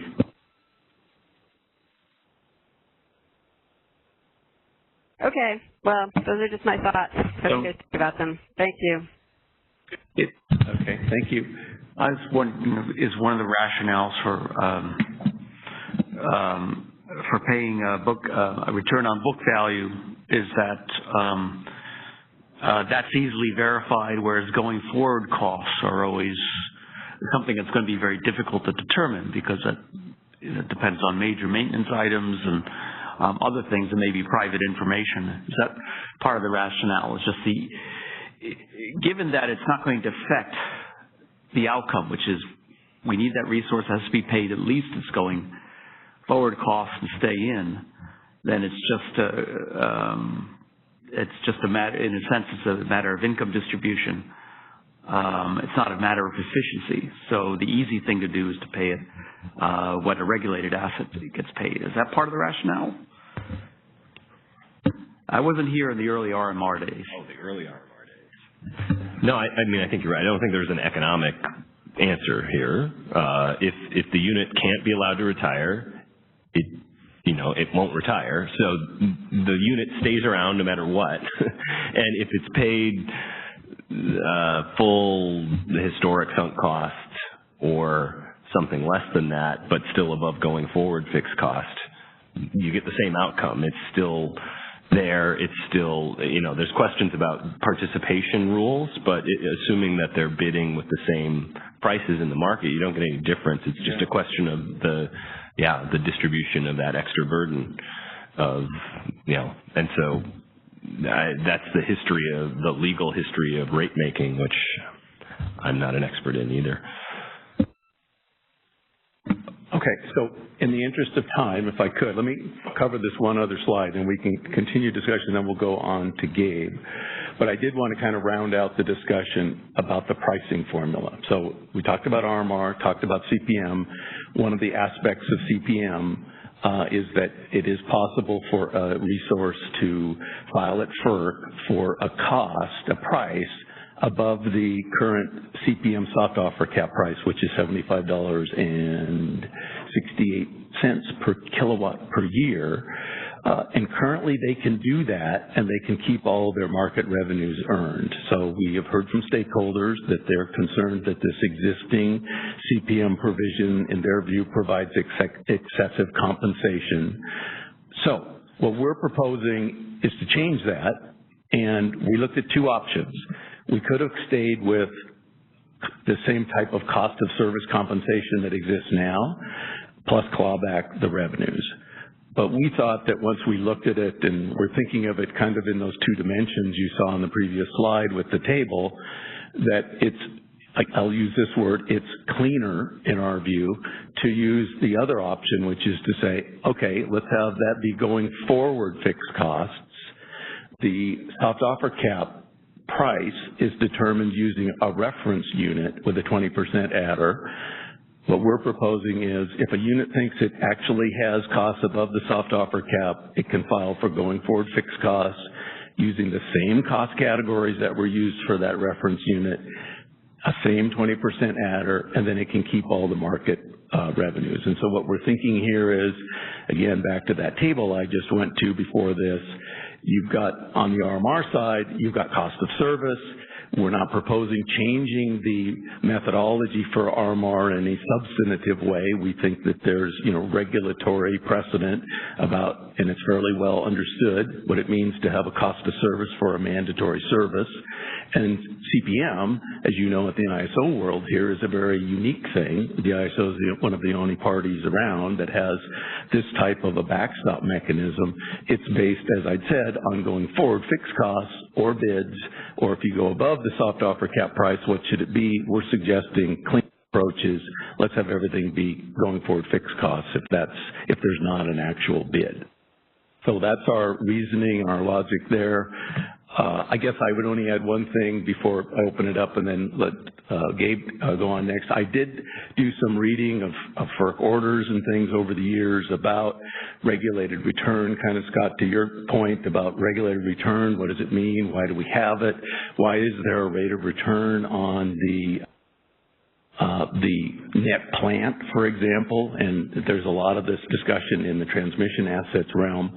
And one of the reasons FERC cited was to make sure that the entity that you're taking the service from remains financially viable. And so that's why there's a rate of return. Because you don't want to get some resource, force it to stick around, you might need it some number of years, and you're squeezing the thing to death by not providing adequate compensation. The financial viability of the firm can continue, and it can be available in the successive years you may need it.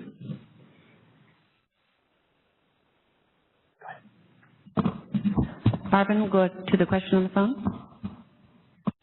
Okay. Caller, your line is unmuted. Hey, Keith. Steve Greenleaf, CES. Quick question for you and I guess perhaps the MSC.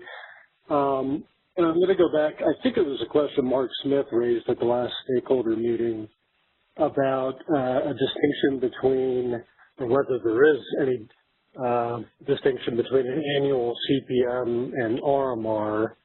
And I think under your proposal, the annual CPM would be based on some form of going forward fixed costs, whereas the RMR is full cost of service. So obviously the term is the same for both. Generally, I think the nature of the service is the same. So the question is, have you given it any more thought about pricing of annual CPM designations. And then a process question. I think in the last straw proposal, you said the only way the ISO is proposing to put in a provision, you can only get an RMR if you declare an intent to retire. So I was curious, if a resource is needed for an annual CPM due to an RA deficiency, and they reject that designation, can they still get RMR or no? Anyway, if you could just touch on those issues, I'd appreciate it. Thanks. Okay, let me do that. I've got to save time for Gabe's two topics that he's going to do. I'll take the second question first. Is that, so we are thinking that the process would be that you would need to go through the process of being offered a CPM, that we look to see if there were other resources that would accept the CPM before you'd be offered an RMR. And we are not thinking that if before we could do that in that circumstance, you would have to submit a letter saying you were going to retire. Okay, that's our current thinking. We expect that will probably be in our next proposal. To your other question, let me just briefly touch on that. Sorry, Keith. I just want to make sure I understood your response. You're saying that you could reject the CPM designation and still possibly be available as for RMR, get an RMR. That is possible. Okay. And then secondly, your other question, yes, we did talk about the notion that if there's a 12-month CPM and there's a 12-month RMR, why they might be different. I think it has to do partly with the RMR and the fact that the unit is definitely needed. We're going to keep it here. There's no choice. And the fact that it may be needed for multiple years. And so it is going to be given, if it has capital additions that need to be factored into the agreement, we'd enter into an agreement with it for the capital additions. The thinking for the CPM is that it is at most a one-year contract, well, a one-year procurement. And we talked in the previous stakeholder initiative, stakeholders had grave concerns about providing capital additions payments for a unit that was only going to be CPM for at most 1 year, and how those would be handled, how they'd be verified, what the depreciation schedule would be, et cetera. So at the moment, we are not planning to have different compensation for a 12-month CPM versus a 12-month RMR. Yeah, you are proposing to have different compensation. Is that what you said? Pardon me? You are proposing. We are not proposing to have different compensation for a 12-month CPM. It would be as we proposed, going forward, fixed costs plus an adder. Right, but I mean it's going to be different. If you're above. It's going to be Pardon different than RMR. It's going to be different than RMR. Yeah. Yeah. Correct. Okay. All right. I mean, I understand the kind of tension there. I guess. The question, though, is the CPM annual resource is still very much needed for that year, and RMR designations are currently for only 1 year. So, I question whether there's a distinction with a difference there. But I understand the tension there and where the ISO is coming from. But anyway, okay, thank you.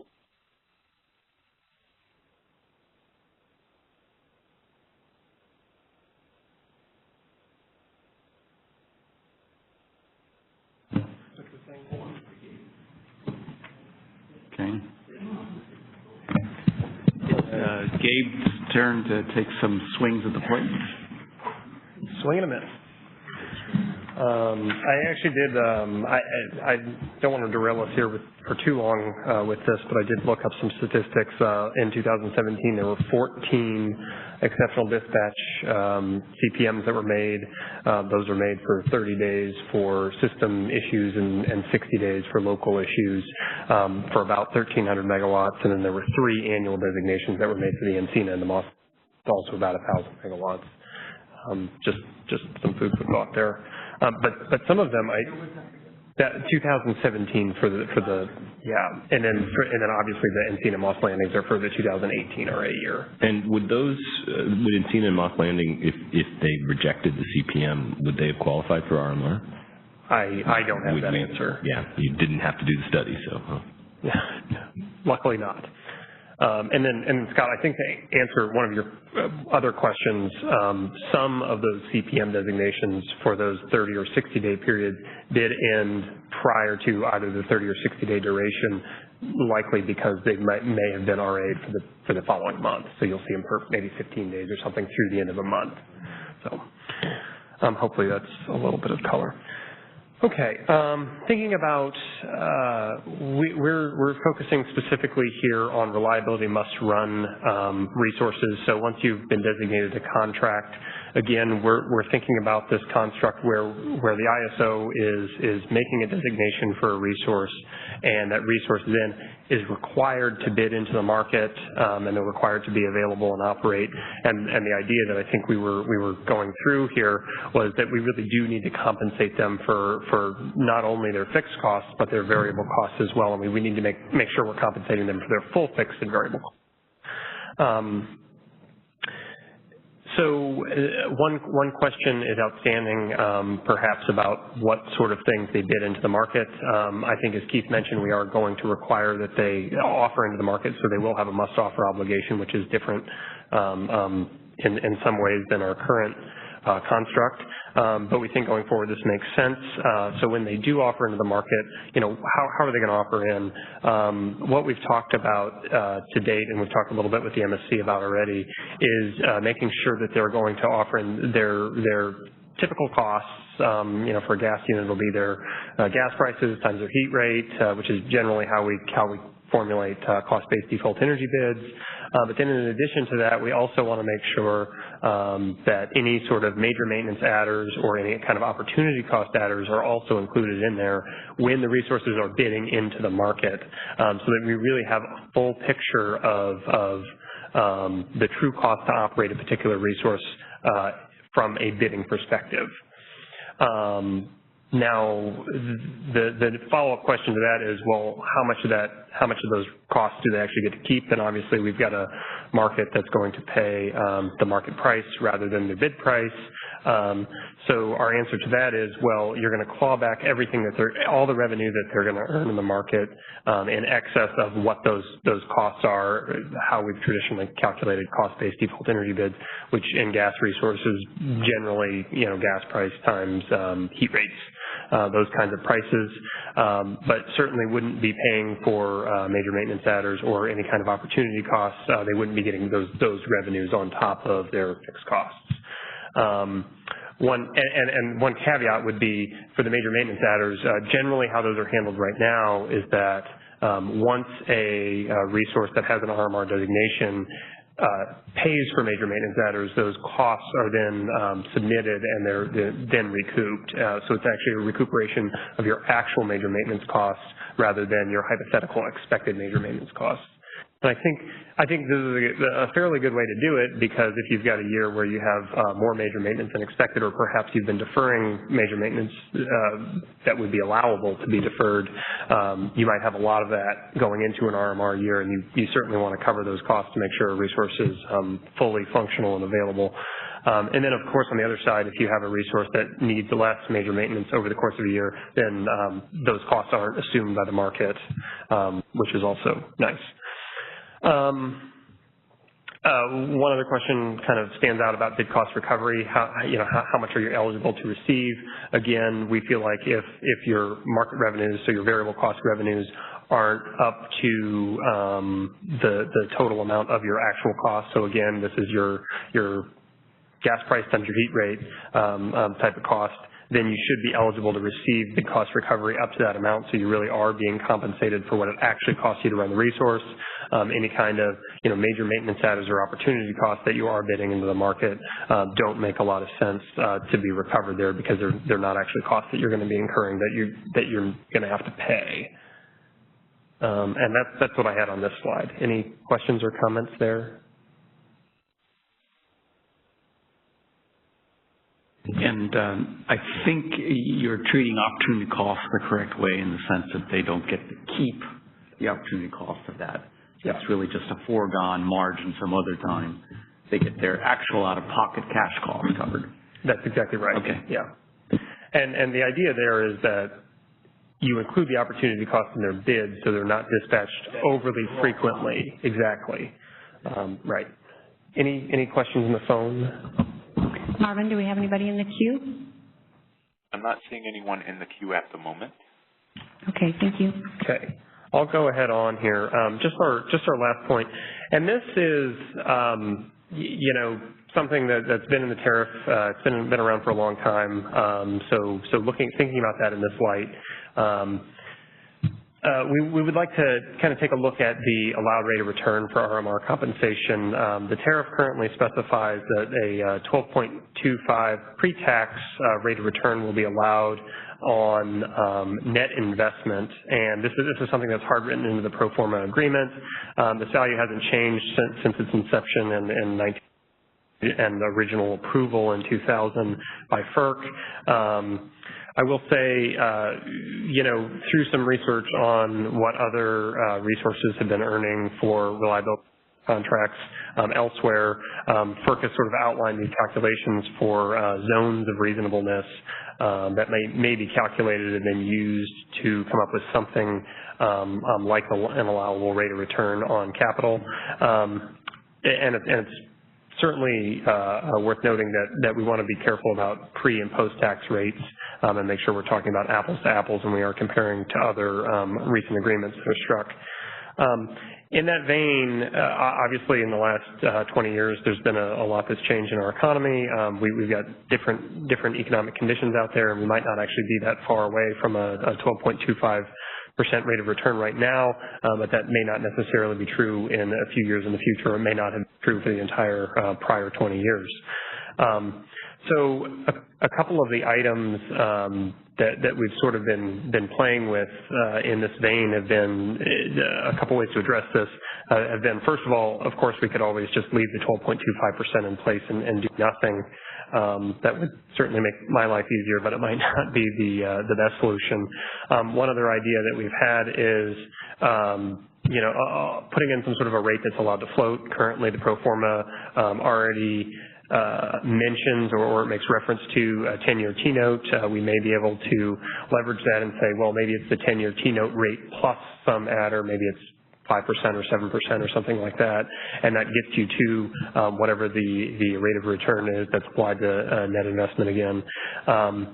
We could have a third idea would be to have an independent expert construct a rate of return to use, which is inserted into the tariff, much like the 12.25%, but then after every so often, perhaps every 3 years, or perhaps every year there's an analysis that's done to determine whether or not these changes are needed.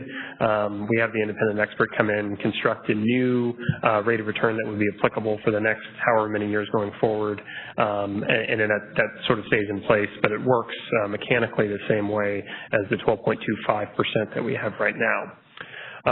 The fourth idea that we had was perhaps requiring market participants when they're entering into an RMR agreement reach a negotiation do some of this analysis on their own and provide what they believe is a justifiable rate of return to use and hopefully have that substantiated by some sort of an expert, independent expert, and then we use that or at least use that as a basis for negotiation.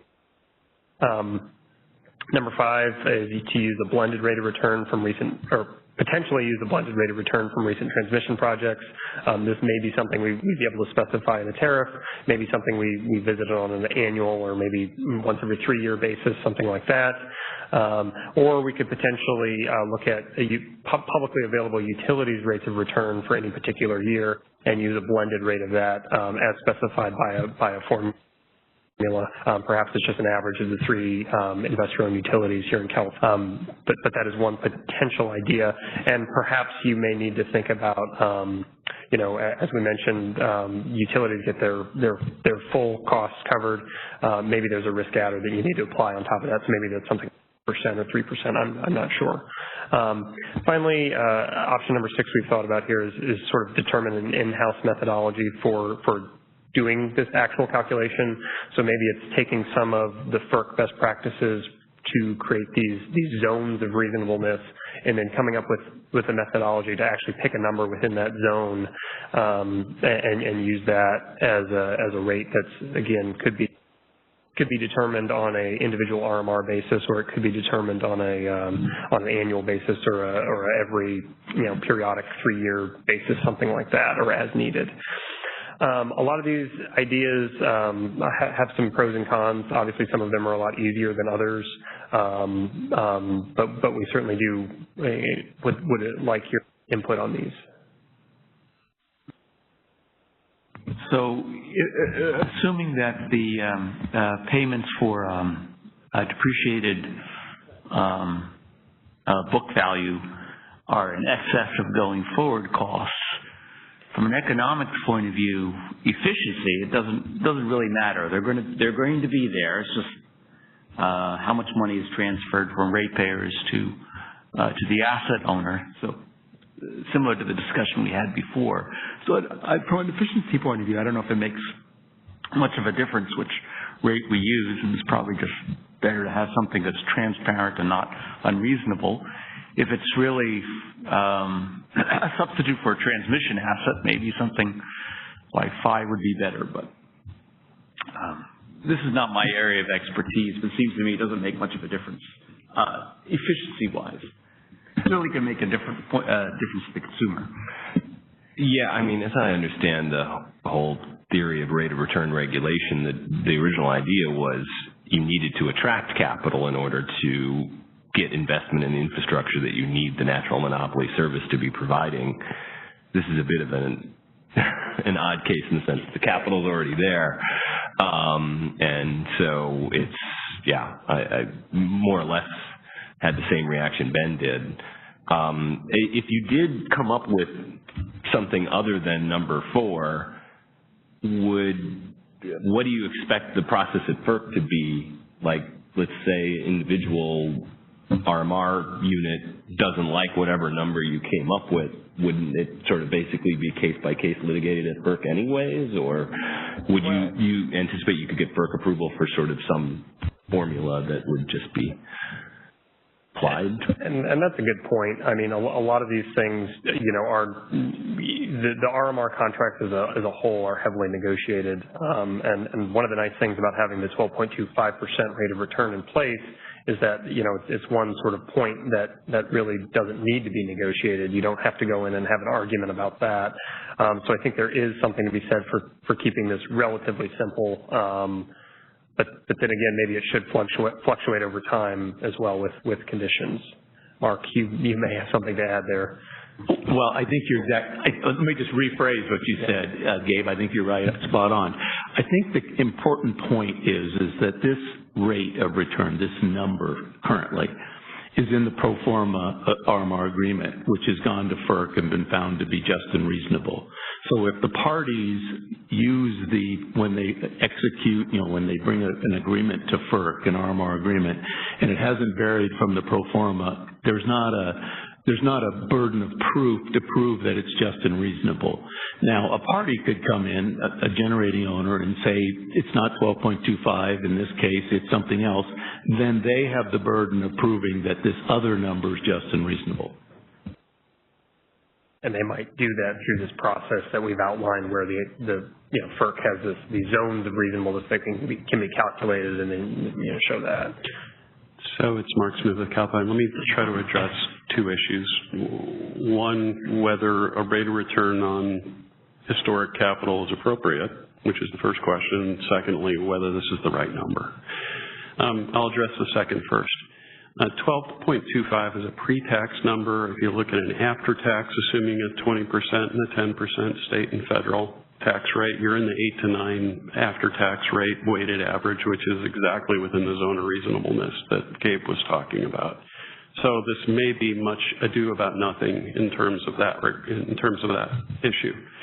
Now, the second issue is much more fundamental regulatory compact issue, I think.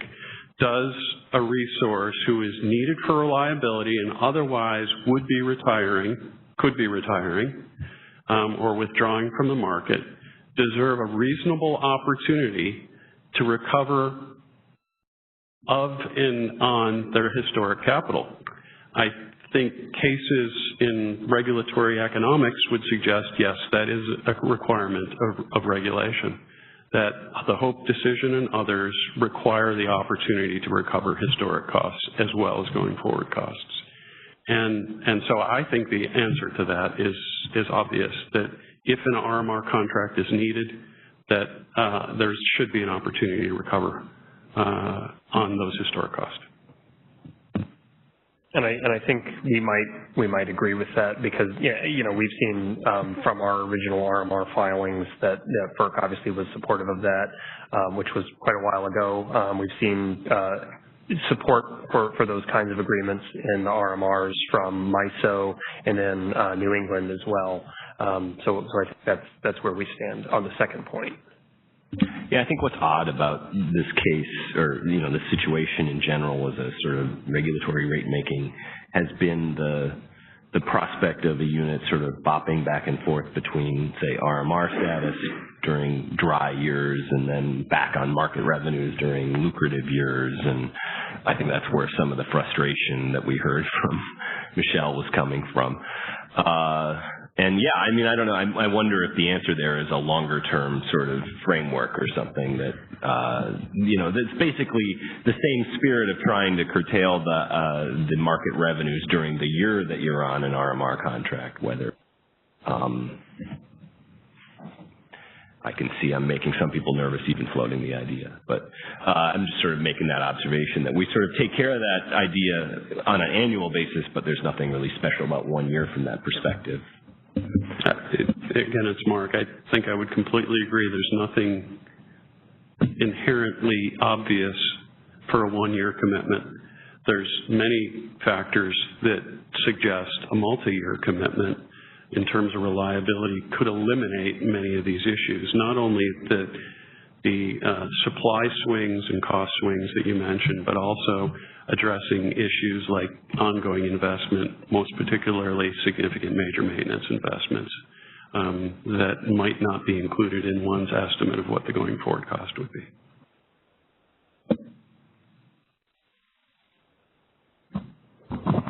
Christian, we'll take the question on the phone. Hey, this is Michelle, and that is my frustration. So I do want to bring us back down to reality. So imagine you have a resource that's been under long-term contract with the ratepayers for 17 years. And let's say it's a very lucrative contract. Let's say it then falls off contract and says, you know what, I'm not depreciable over 17 years, I'm depreciable over 50 years. And you have to cover 2/3 of my sunk costs. So these are real examples of things that we have to deal with these RMR costs. And it is frustrating when consumers pay for these resources and then at the end of the contract period they're going to pay again. So I am frustrated with the in and out of regulatory and the floor, and that you have to fight over it. So it is my frustration, and I don't think, I think it's okay if the RMR is truly economic or uneconomic, and I think that RMR was meant to address resources that are uneconomic. The resources that aren't uneconomic and that can cover their going forward fixed costs, I think something else. I think you have to take this into consideration. So that's my point. Thanks.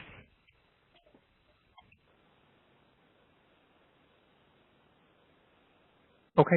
Any other questions on the phone? Thank you, Michelle. Thank you, guys. I appreciate it.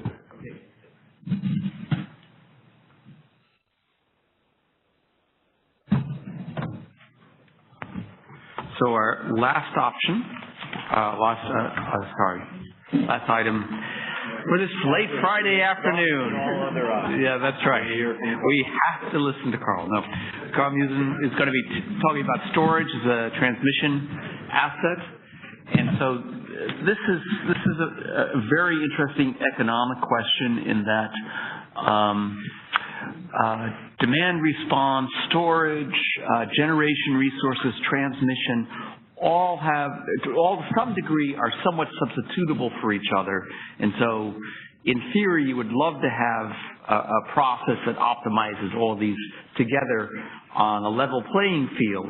But in fact, we have, of course, a bifurcated process where some of these assets are subject to cost regulation, average cost-based regulation, rate-based type regulation, and other assets are subject to markets. And then there are some that could have a foot in both, and that's what we're dealing with here. So, any rate, let's see. So we've had three batters so far up this afternoon. They must be all on base. So you have a chance to hit a home run here. Okay, so basically you're telling me Mighty Casey is at bat. Okay, so let's see if we can change the history of that story. Because I'd like to think I'm not the last option. So today we're here to talk about storage as a transmission asset, and more specifically some of the cost recovery options that we've been exploring, and some of the pros and cons and challenges of each of those to get some additional feedback from the committee.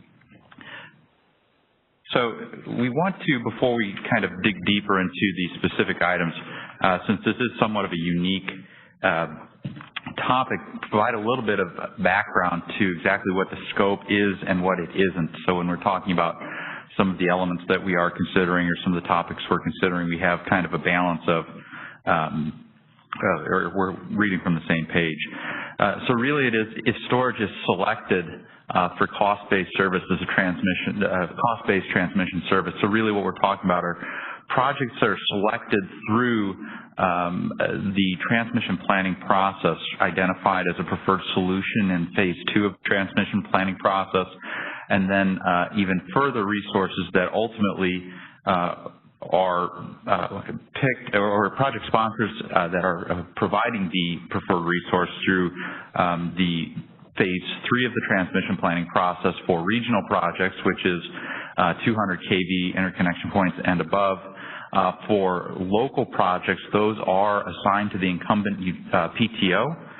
Those are not up for competitive solicitation. So we'll talk a little bit about what that means for storage as a transmission asset in those cases.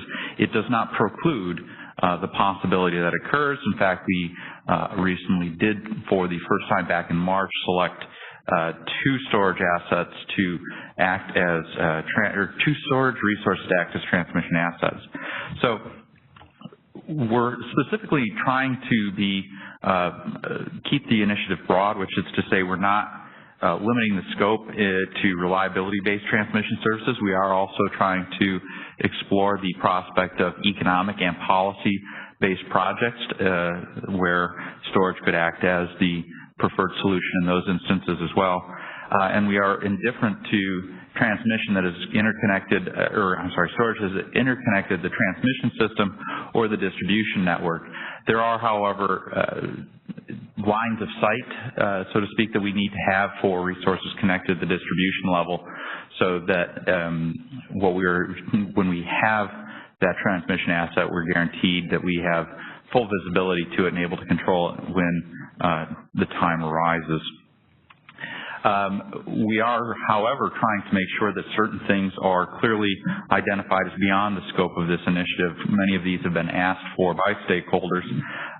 The ISO is not looking to reopen the idea of the TPP evaluation methodologies. Those methodologies, we've been working very diligently to explain how the evaluation process would work under its current methodology and does work to include storage assets as possible preferred solutions. We are also not looking to change the competitive solicitation framework. This has worked very well for us in the past. We see no reason to reopen it in this instance. The cost allocation of the cost-based revenue requirements for rate-based assets, meaning at what level of TAC will they be applied to? Will it be a regional, local TAC? We are still looking at interconnection points as 200 kV and above for regional, local at 200 at below 200. So we're not looking to redo some of the cost allocation elements of it either. And then finally, we are not talking about resource adequacy value. These are resources that are procured as transmission assets. They are not market-based assets. It remains the ISO's preferred option that if the resource could be a market-based asset, that be how it is procured primarily. Which is to say, if there is, and this is a question that's been asked of us numerous times, if there's a split to be had, we can recover 50% of our transmission revenue requirement from market services.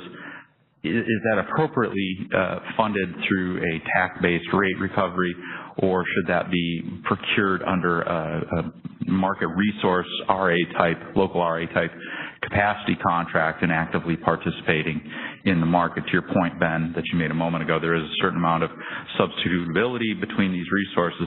Trying to find that balance, if one need exists, is quite difficult. But again, to the extent that the resource is looking to recover fair amounts of revenues through the market, we would prefer that be procured as a market resource.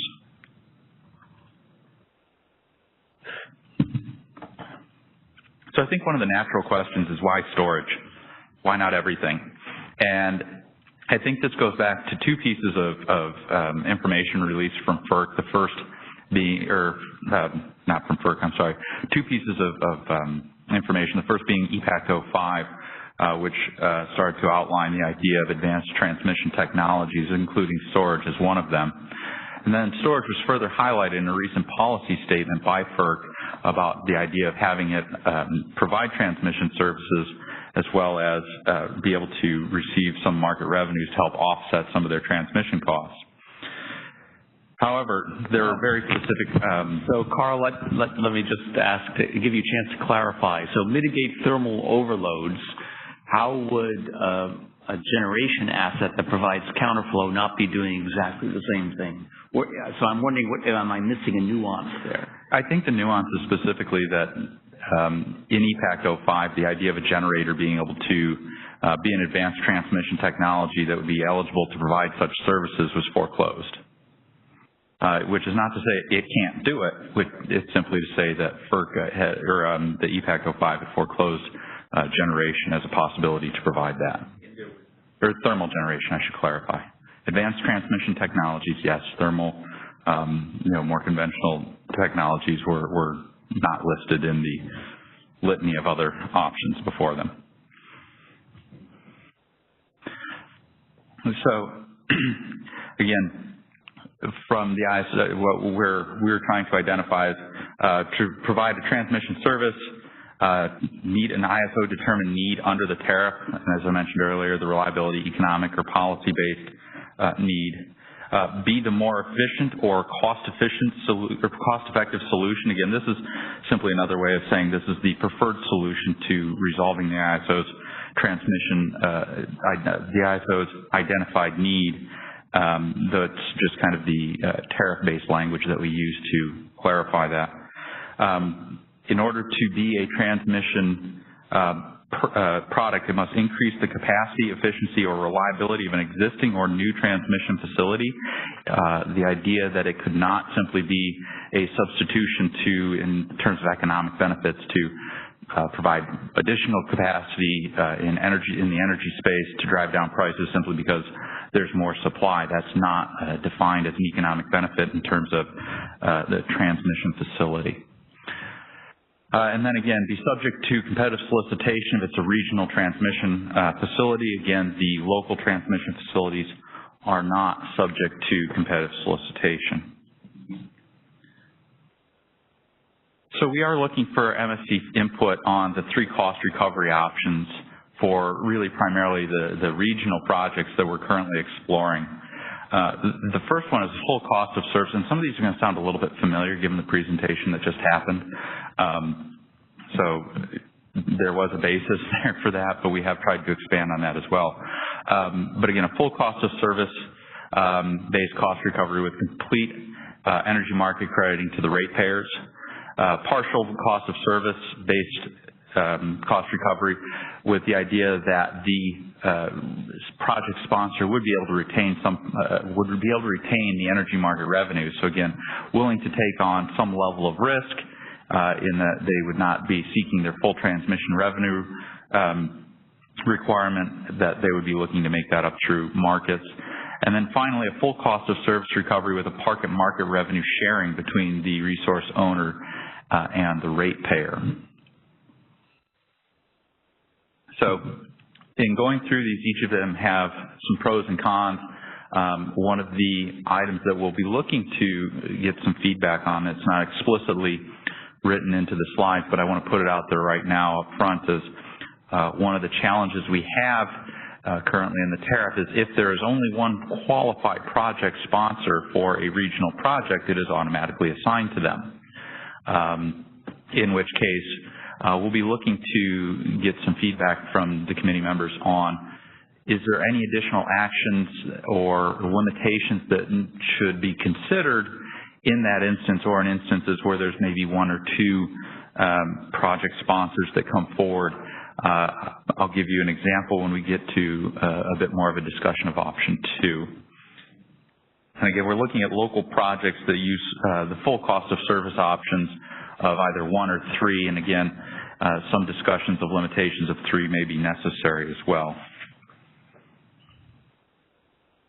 So very quickly, the full cost of service option with the cost recovery credited back to the ratepayer, with the energy market revenues credited back to ratepayers, is simply a recognition that this is a resource that's entering into a contract with little to no risk. It's guaranteed its full transmission revenue right, it's guaranteed a rate of return, and so therefore any benefits that it's getting from market revenues would be credited back to the ratepayer. This would reduce the transmission access charge that the ratepayers would then be subject to paying overall, because that money would, again, reduce the overall cost of transmission. Carl, who's sort of making the offers into the market under this? Is there a DEB-like equivalent here, or like is the ISO doing the bidding for the unit, or? So I think we can say with all due certainty, Jim, that the ISO will not be bidding the resource into the market for them. One of the criteria that FERC put forward as a criteria for this is that it would not jeopardize the ISO's independence. And I think the way we view that is when we turn over the transmission to basically move into the other arena, into the market arena, if we were to be controlling it in that way and bidding it into the market, that would raise suspicions about our independence in that instance. But we just had a discussion about RMR units that basically the bids are sort of set as part of the RMR agreement. I'm sorry, Jim. So I keep trying to think about how this compares to RMR units, which we just had this discussion of, and the prices that the RMR unit submits to the market are basically a negotiated or DEB-like price, right? Mm-hmm. It's not the freedom of the unit owner to submit those. So. Right. One of the challenges that quite candidly we're still exploring, and I know Calpine has raised this in some of their comments, which is if you can get them to figure out that negotiated price, God bless you, because marginal cost of a storage asset is, it fluctuates minute by minute, quite frankly, as the resource tries to charge based on LMPs. It's really more the determining factor is not so much the price. I mean, I can have a high price to discharge at, but if I've also charged at a high price, it actually may be a very inefficient time to use that resource relative to a large price spread between charge and discharge prices. So the specific rules by which the resource would bid into the market are still very much under discussion internally. We hope to have a proposal together for the next iteration of the paper. And next time the MSC meets, we can come back and happily talk about whatever proposal we have there, if you'd so like.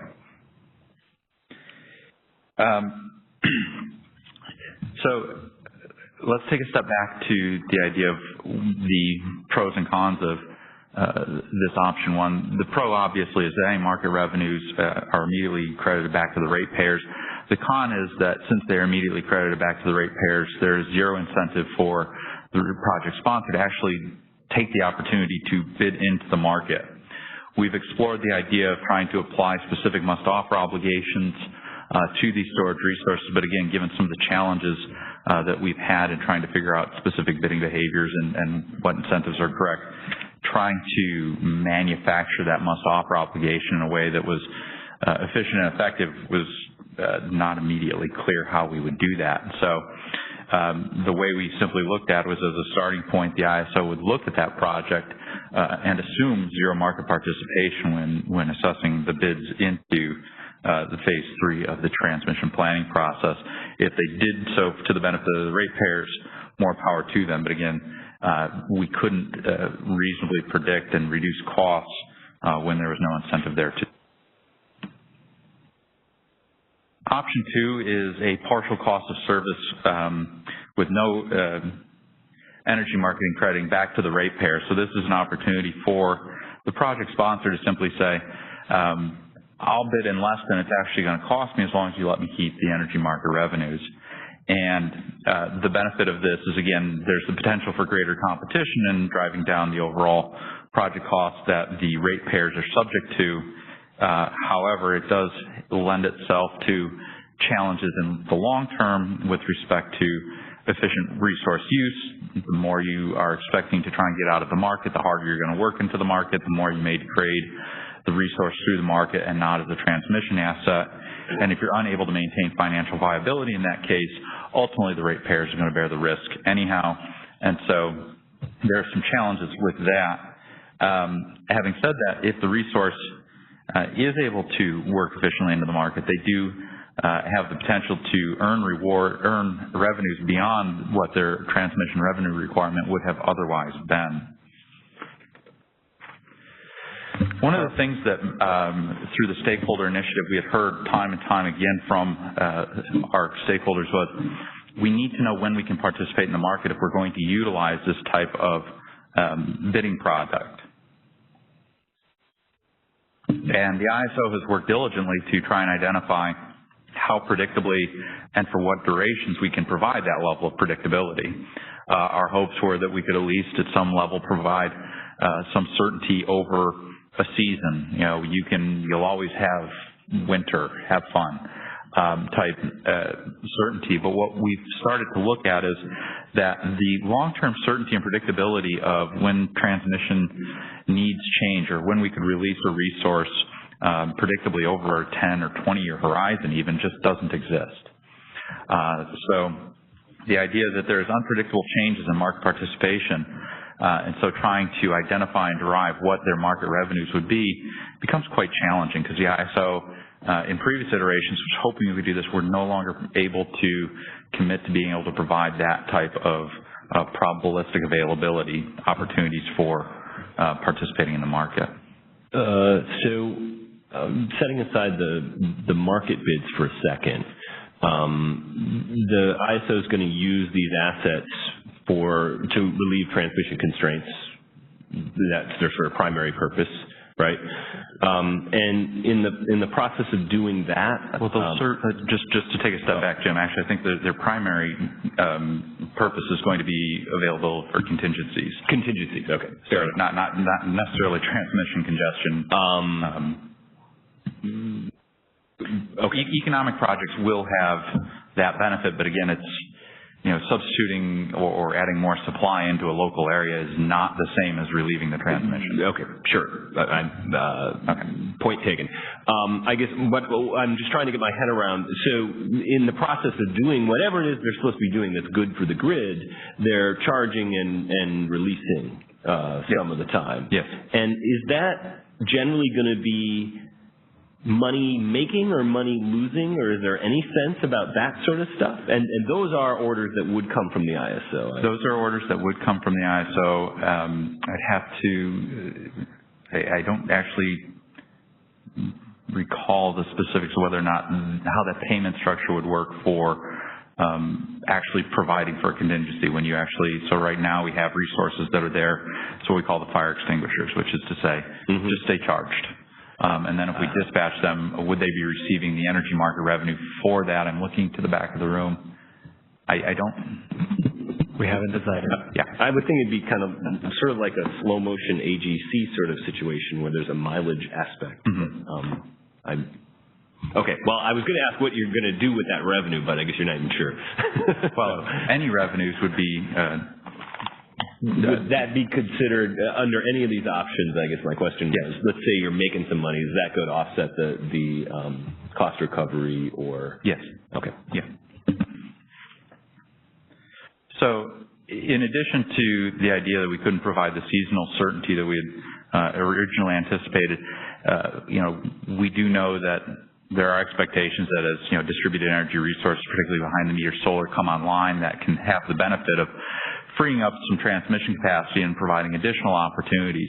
However, if that growth slows or is not up to the speed that we anticipate, again, the certainty that resource the project sponsor was making that investment under has diminished, and therefore their ability to recover their costs is also diminished. And again, at the end of the day, if they're not able to do that, ratepayers will ultimately bear the risk.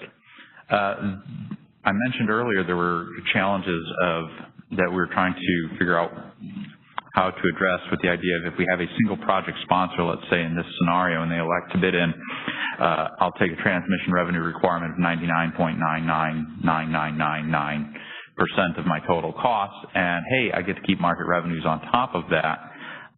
Is that an acceptable outcome?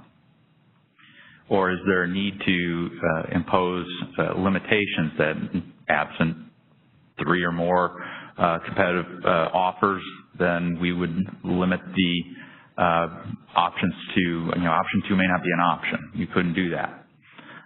So just kind of trying to think through whether or not we would allow that to happen unfettered. Okay. So we'll come back around to that when we give you guys a minute to noodle on that one.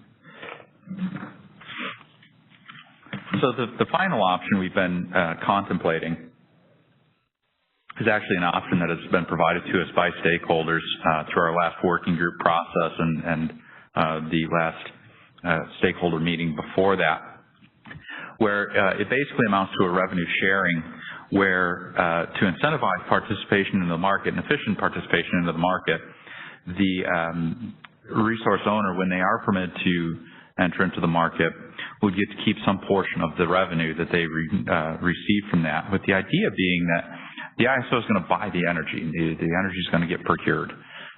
So the ratepayer is going to pay that. They're also going to pay the transmission. So if the total cost of those two can be reduced by the split, the ratepayers would be better off overall. So it is something that we, upon further examination, it wasn't immediately clear on initial review. We did realize there would be ratepayer benefits to providing this option. It provided the incentive to bid into the market. Again, a similar question exists on this because part of what we're not suggesting is that the ISO would determine the split of how much revenues they would keep as opposed to credit back to the ratepayers would be based on what they provide into their Phase 3 competitive solicitation bid. So in that instance, if we have a resource that comes in and says, I'll take full cost of recovery and I'll do a split with ratepayers and it'll be I'll keep 99% and you can keep a penny.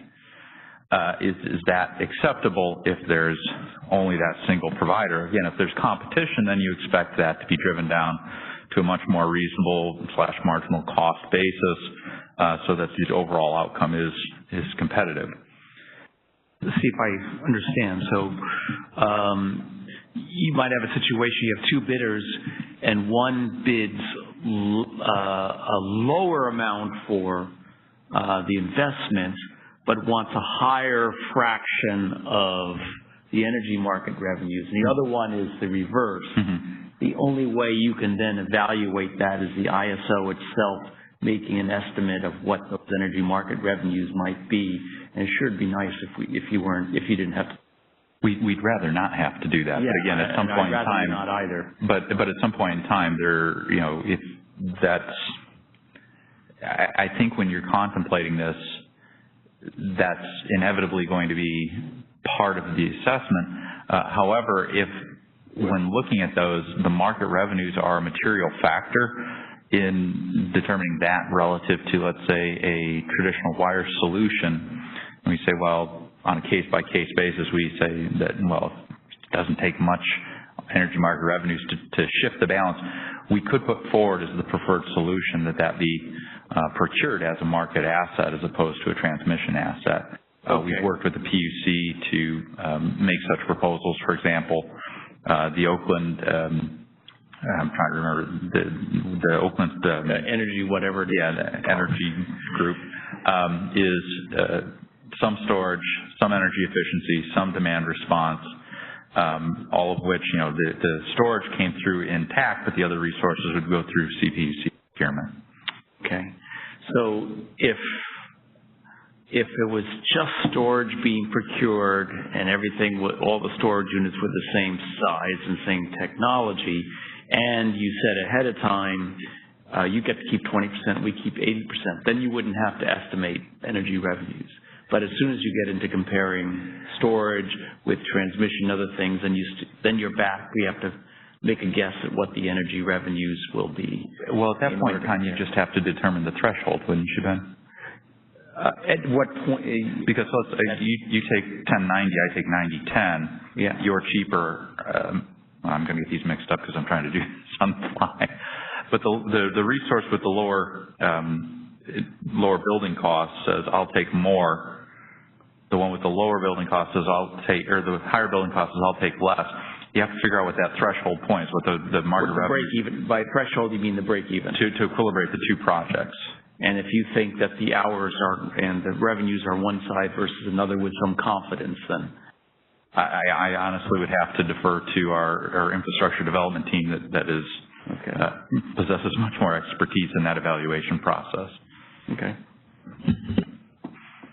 Anyway, the bottom line being, there's no avoiding at least making some estimates of hours of operation and revenues. Well, I mean, the way to avoid it would be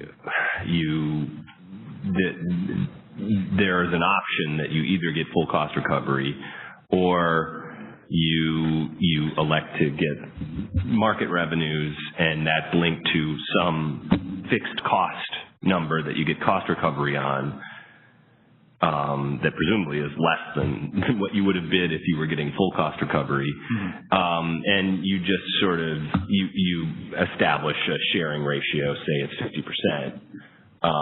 And so your choices are, look, you can either go, you get nothing, or you get the 50-50 option, and the number we're going to pay you for fixed cost recovery is just your bid on fixed cost recovery or whatever, and it's not subject to sort of a forecast or an ongoing true-up. It's just, so you could make, you're not clawing it back. Or yeah, but basically, it sounds to me, Jim, what you're proposing is by providing a limited pool of options, meaning you can choose A or B, and B is the ratio is the same regardless, then the point that Ben has made about trying to derive what those energy market revenues would be is irrelevant, because you go straight back to the actual cost that they're seeking the TRR for.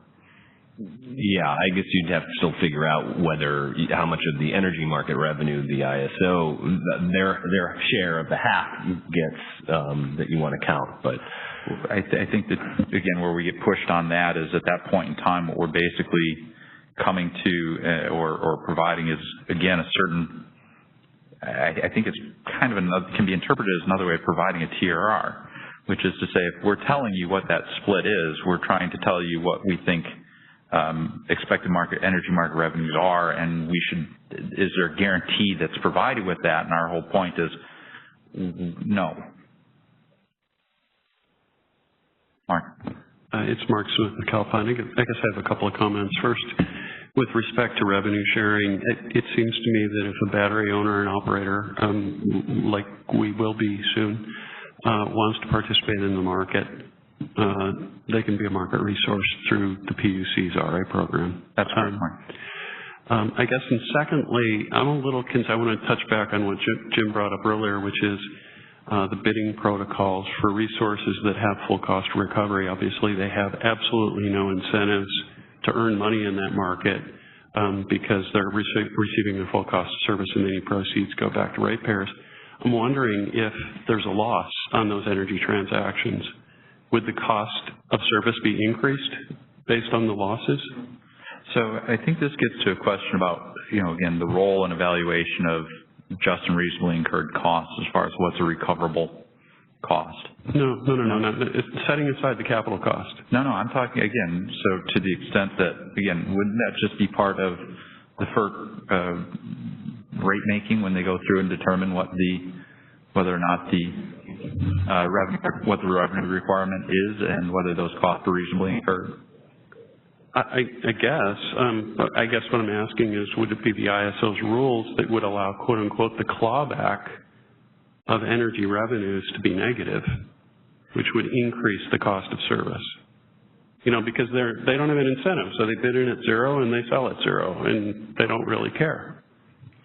They might have charging or something.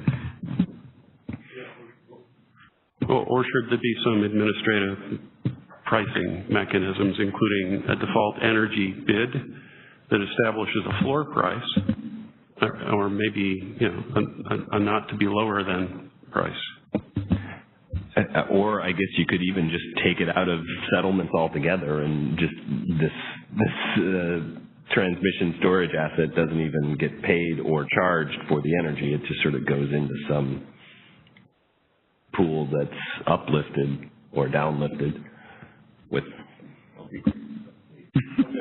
Some market element to this is incentive to the extent there are any choices that the operator makes. Some market revenues are given an incentive to do better.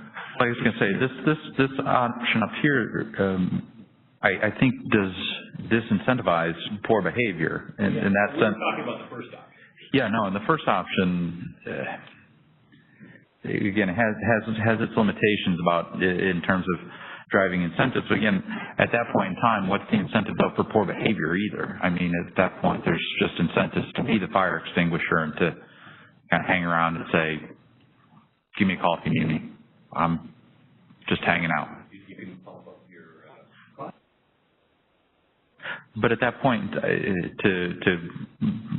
you're not going to get an ROE on that. You may be able to pass through the cost, but you're not going to be better off. So, I mean, there's no real incentive that I can understand from such an action. Well, I guess it depends on the scale of these batteries. If you look in the longer term, and this does become more commonplace than we're envisioning maybe it to be, and you have participants in the market that don't have an incentive to bid near their marginal costs. There's an opportunity for high qualities of this stuff to suppress prices, I think. I don't know. If these guys fall subject to LMPM, you'll be setting the bids for them anyways.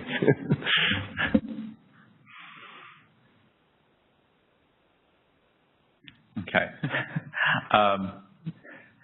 Just as a final point before we kind of come back around and have just the final and full discussion on the matter. This final option, we thought, again, it mitigated the financial risks and the level of uncertainty with respect to the market access. So again, we think that it does provide some better incentives for market participants to not try and create costs, but to actually, to the extent that again, that they're able to reap benefits of bidding effectively and being dispatched effectively, they would do so. Again, it does clarify some of the decision points in the transmission planning process. From this, we're looking at the idea that we now have the ability to move all of the discussion and determination of revenues out of phase 2 and just completely contain that within phase 3, unless we're seeing at the end of it that that small amounts of market revenues may be impactful, at which point in time on a case-by-case basis we may need to make separate assessments. And again, if that's the case, that's a strong indicator that maybe a market asset would be a superior choice to a transmission asset. Again, it does also help to defer some of the risks of depleting the resource onto the project sponsor. Again, we have an idea of how what we're expecting the life cycle of the resource to be. Efficient use of that resource should not diminish that. And the revenues they make from that are also then, potentially available to do some of the maintenance and upgrades that can come as a result of depleting the resource from market participation. So again, trying to push that more onto the project sponsor to actually operate the resource in A, its best interest, and B, ratepayers' best interest. And again, when we really kind of got down to the core of this, more or less this option is just, we kind of looked at this as tuning the knob on your stereo or television. You adjust the tint, the brightness, whatever to get the best picture you want. the project sponsors would be able to compete on project costs, the rate of return, the revenue, much. Their overall cost of service basically would be that they're looking to recover on the project, but by basically turning different knobs to try and capture those. So again, it kind of works. There are some differences between the debt and equity splits as well as a couple other elements between items 1, 2, and 3, but it basically amounts to what levers they have available to pull to put into that phase 3 transmission planning competitive solicitation process. So with that, that basically covers all of the informational material I wanted to discuss today. So I'd like to open it up for some additional discussion about the 3 options we've laid out and how the ISO might also deal with competitive solicitation processes that aren't as competitive as needed to make them a competitive outcome. Okay, so I'll ask about evaluation of energy market revenues. So the team process, if I remember, looks at a single year, usually 5 years in the future, and then maybe a second year, 10 years in the future, and does a production cost and simulation through the year. Mm-hmm. And you could use that to figure out to get a guess at what market revenues might be, at least at a couple points in the future. I suppose you could also just look at LMPs for the last couple of years too, and get a sense of that as a reality check. Is that what you sort of think would happen here if you were comparing proposals that differ on costs and revenue splits and so forth? Neil, would you like to handle this one? I think again, you've been running the team stuff for. Sure. Yeah, it's Neil here with you guys. So, hello, Neil. Thanks for coming. So these are something. Sorry, there we go. So, okay, Mark, move just a little. Just kidding. No, these are some of the concerns we have about how we value both the cost of charging and the benefits of the sale.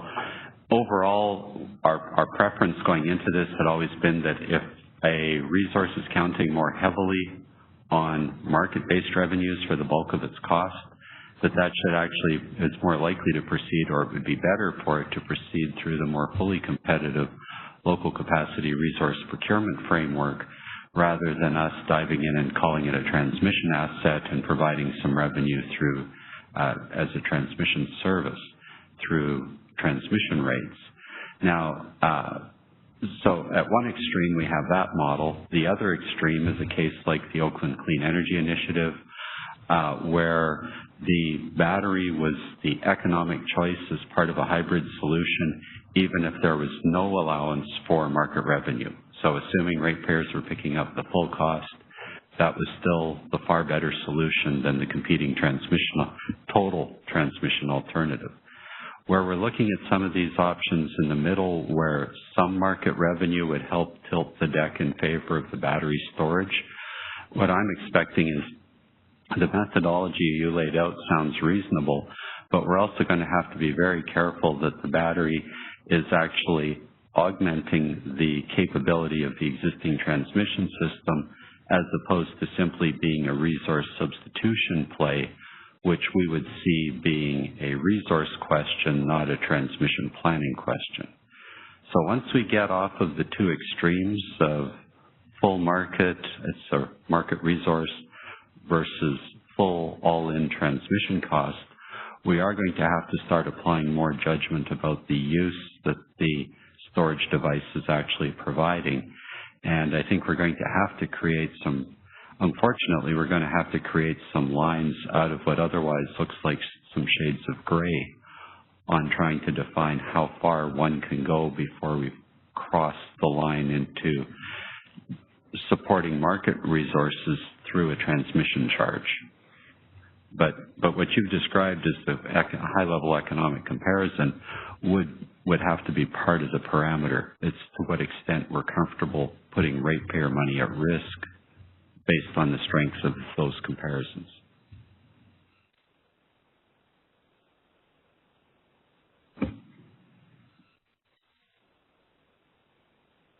Anybody else in M&C want to ask something before we turn to audience? I guess I was just going to ask Neil, or maybe Carl knows, whether the sense is that these assets are going to be in areas that will have sort of very locational specific price premiums or penalties, or whether it would be more of a generic system price. I think that would sort of lend itself better to using other storage units as sort of proxies for trying to estimate what their revenues might be. But if they're going to be sort of in a specific place for a reason that would really influence what their locational price would be, then that seems much harder to try to predict. Well, ironically, the first two batteries that we did see the need to approve as a transmission resource, one was in an area where there really wouldn't be a strong locational signal for that particular battery, the Danube. I'm going to mispronounce that town name. But one battery. The other one in the Oakland area, there probably would be a stronger locational price differentiation in that area. So we've been focusing on the transmission needs as opposed to stepping. Now, both of those were approved before we had a framework in place, this framework in place. So both of those were approved assuming that the full cost was falling to the ratepayer. But, yeah, there was a difference even in the first two that we've approved. And so on those two units, they're not earning any market revenues? They were assumed not to. Now, by the time they're in service, we might have changed the playing field. Okay. So they may have their rules changed. They could end up generating some additional revenue to reduce ratepayer cost. It's Mark. Oh, I'm sorry. Somebody else. It's Mark Smith with Alpine. I just want to reinforce something Neil just said, that there's a gray line between what is being used, I think, as a transmission asset and what is being used as a local resource. And I think that has to be better defined. It's right now a gray line that's moved a bit through the issue paper and straw paper. Is it moving in the right direction or the wrong direction, in your opinion? I just want clarity, because what I want to be, I would take this deal for a gas-fired resource in an instant that responds to transmission contingencies and sits there and waits for a transmission contingency. If you want to pay me my full cost of service, I'll share some of my energy rents with the ISO. It seems like a great approach. My point is that the distinction between what a storage asset can do as transmission and what a storage asset can do as a displacement for existing resources is really important to clarify. Thanks. Thanks, Mark. Steve? Yeah, Steve Keene, Navigant. Listening to this, the one thing that I'm hearing, and maybe I just missed something, but when you put a storage asset in, one thing that seems to be different with the storage asset than other transmission is even if it's not getting market revenues, it may still have market costs. So if it's a battery, even if it's not going to, have the ability to buy and sell in the market, it's still going to have to procure power. It's still going to have to, I'm assuming when it releases that power to accomplish its transmission functions, it's going to get paid for it. Mm-hmm. So even if it's not in the market, it's still going to have, you're still going to have to try and figure out, okay, what are going to be the market costs that we're going to have to deal with this. Mm-hmm. And I'm assuming that was something that you had to factor in when you were determining whether this was the most efficient transmission asset a resource to put in to solve the transmission problem. That was something that was part of the cost calculations that you looked at? It's Neil here. Actually, for the cases that we have looked at, the number of times we would have to rely on the battery are relatively infrequent through the year. So the the cost of charging versus the potential revenues of discharging was considered to not be significant to the calculation. When you say rely on, I guess there's sort of the number of times you think you'll need it to discharge, and then there's the amount of time you think it needs to be, fully charged, ready to go. Yeah. And is that latter one a small percentage of the time as well, or, you know, because it seems like a pretty important difference. No, we'd be assuming for these batteries that any time they are called upon, we would have to recharge them. But we did look at if there were adequate opportunities to recharge during relatively lower load level times in the area, which presumably should be lower cost times as well. So it's unlikely that we would be charging at a high time and discharging at a low time. Well, I guess my point is if they decided to be a market plus or whatever resource, and they were out there arbitraging, and then a contingency happens, and they're not charged, how that situation works, or whether they need to be sort of fully charged, ready for that contingency, or whether there's periods of time in which it's just, you know, you're not going to need them. I'd say there are three variations right now. For a pure transmission asset, we would be expecting it to be fully charged and have the option of participating in the market. That was our understanding of the status quo until the policy statement, the FERC policy statement came out. If it's acquired as a local capacity resource and is playing in the market, if we saw the need to ensure that we had that battery fully charged and ready, we would exceptionally dispatch it. For something in between, it would be more analogous to the local capacity framework, where we would be monitoring when we need the resource and pulling it back and ensuring it was charged before we hit the load period that we needed to have it ready for. But, well, I guess two things. In that situation, when you realize that you might need it, wouldn't part of the indication that you might need it be that prices were starting to go up in that area, so that if it wasn't charged at that point, when you told it, yeah, you need to be charged, then the cost of energy would be high because it was already in that kind of a period? These don't charge that quickly. We have to start making those decisions well in advance of that actually occurring. We'd be having to make these decisions based on a projection of the load growth in the area and studying what the worst case contingencies are. Okay. So we can't just charge it instantaneously just before entering the load period. It takes time. Okay. The other question, when they charge, do they have to be, you know, you said they're used infrequently, so, you know, if they're used once a month, do they have to continually charge, or do they get charged up and there's no loss factor? Well, some of these issues are operational details we're going to have to work out. But I'm trying to give some help on the high level ranges, but some of the operational details about how we set that up with the operations group will depend on the case specifics.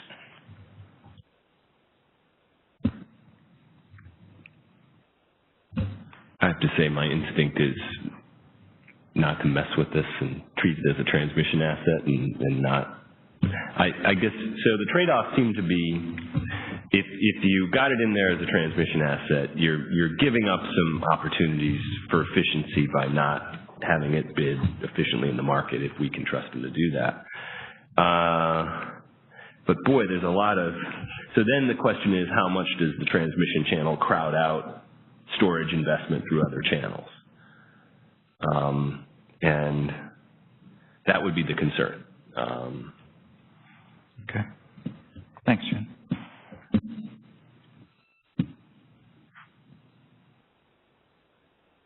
I understood what was implied. So I guess I'll just pose one last time. Are there any thoughts on any potential mitigating measures that should we pursue options 2 or 3 that might be, do you view those as necessary, or simply, you know, to Jim's point, if you don't have enough, we're just going to your transmission asset and assessing costs and only providing that cost recovery option for the resource?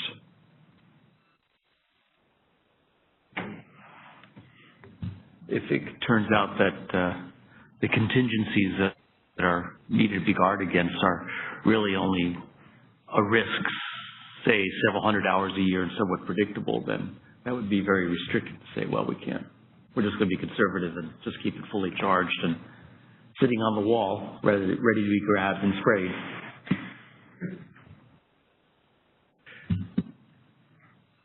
Okay. All right. So we'll, I guess, continue to look at options about what might be. I think we'll just have to proceed with thinking through how we might try and provide some kind of stock parameters on that to try and facilitate that. I don't know if 50-50 or whatever is the right number, and I don't know that there's an analytical way to arrive at it either, quite frankly. But again, trying to make sure that in those instances where the storage resource comes out as the preferred solution and there's only one qualified project sponsor, we want to make sure that the rate of the return they get or the transmission revenue requirement, along with the energy revenues, is reasonable and to the benefit of ratepayers. Do these assets count towards the storage mandate? I believe they said they were counting them towards the storage mandate, Neil? That's the current plan, yeah. Say you've studied that they're needed. You're going to compare them to the alternative of a real transmission asset and to the alternative of a generation asset as well? So that we know that their cost of service was less than that of a transmission asset and less than that of a generation asset? Again, to the extent that we've identified a transmission need in phase two, once we've identified that need, the next step in the process is to say, okay, everybody just give us some ideas of projects that, costs, not really the primary issue at that point. It's a comparison of, does that project actually meet our needs?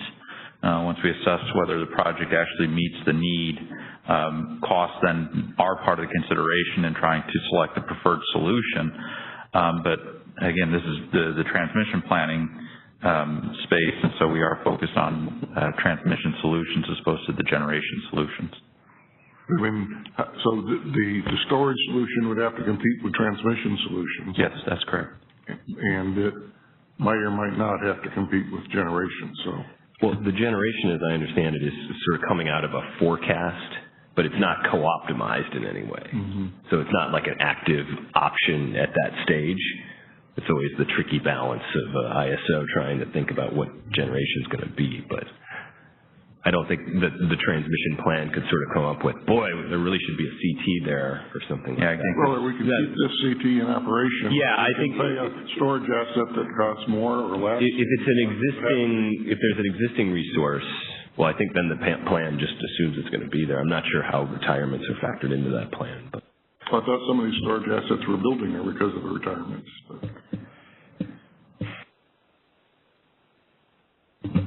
It's Neil here. Retirements of OTC generation have driven generation and transmission upgrades. New repowering of existing OTC sites as well as new transmission upgrades. Okay, but how does the recent PG&E announcement that, the PUC told them to go get storage so they could get rid of their RMR contracts at a couple of plants. How does that, in some ways that seems similar to something we're talking about here. And there was an RMR contract, because there's not sufficient transmission or something, we had plants that needed RMR contracts. The PUC didn't like paying for that, so they said go do that. And PG&E's come out with, now they've signed contracts for a couple hundred megawatts worth of storage to deal with that.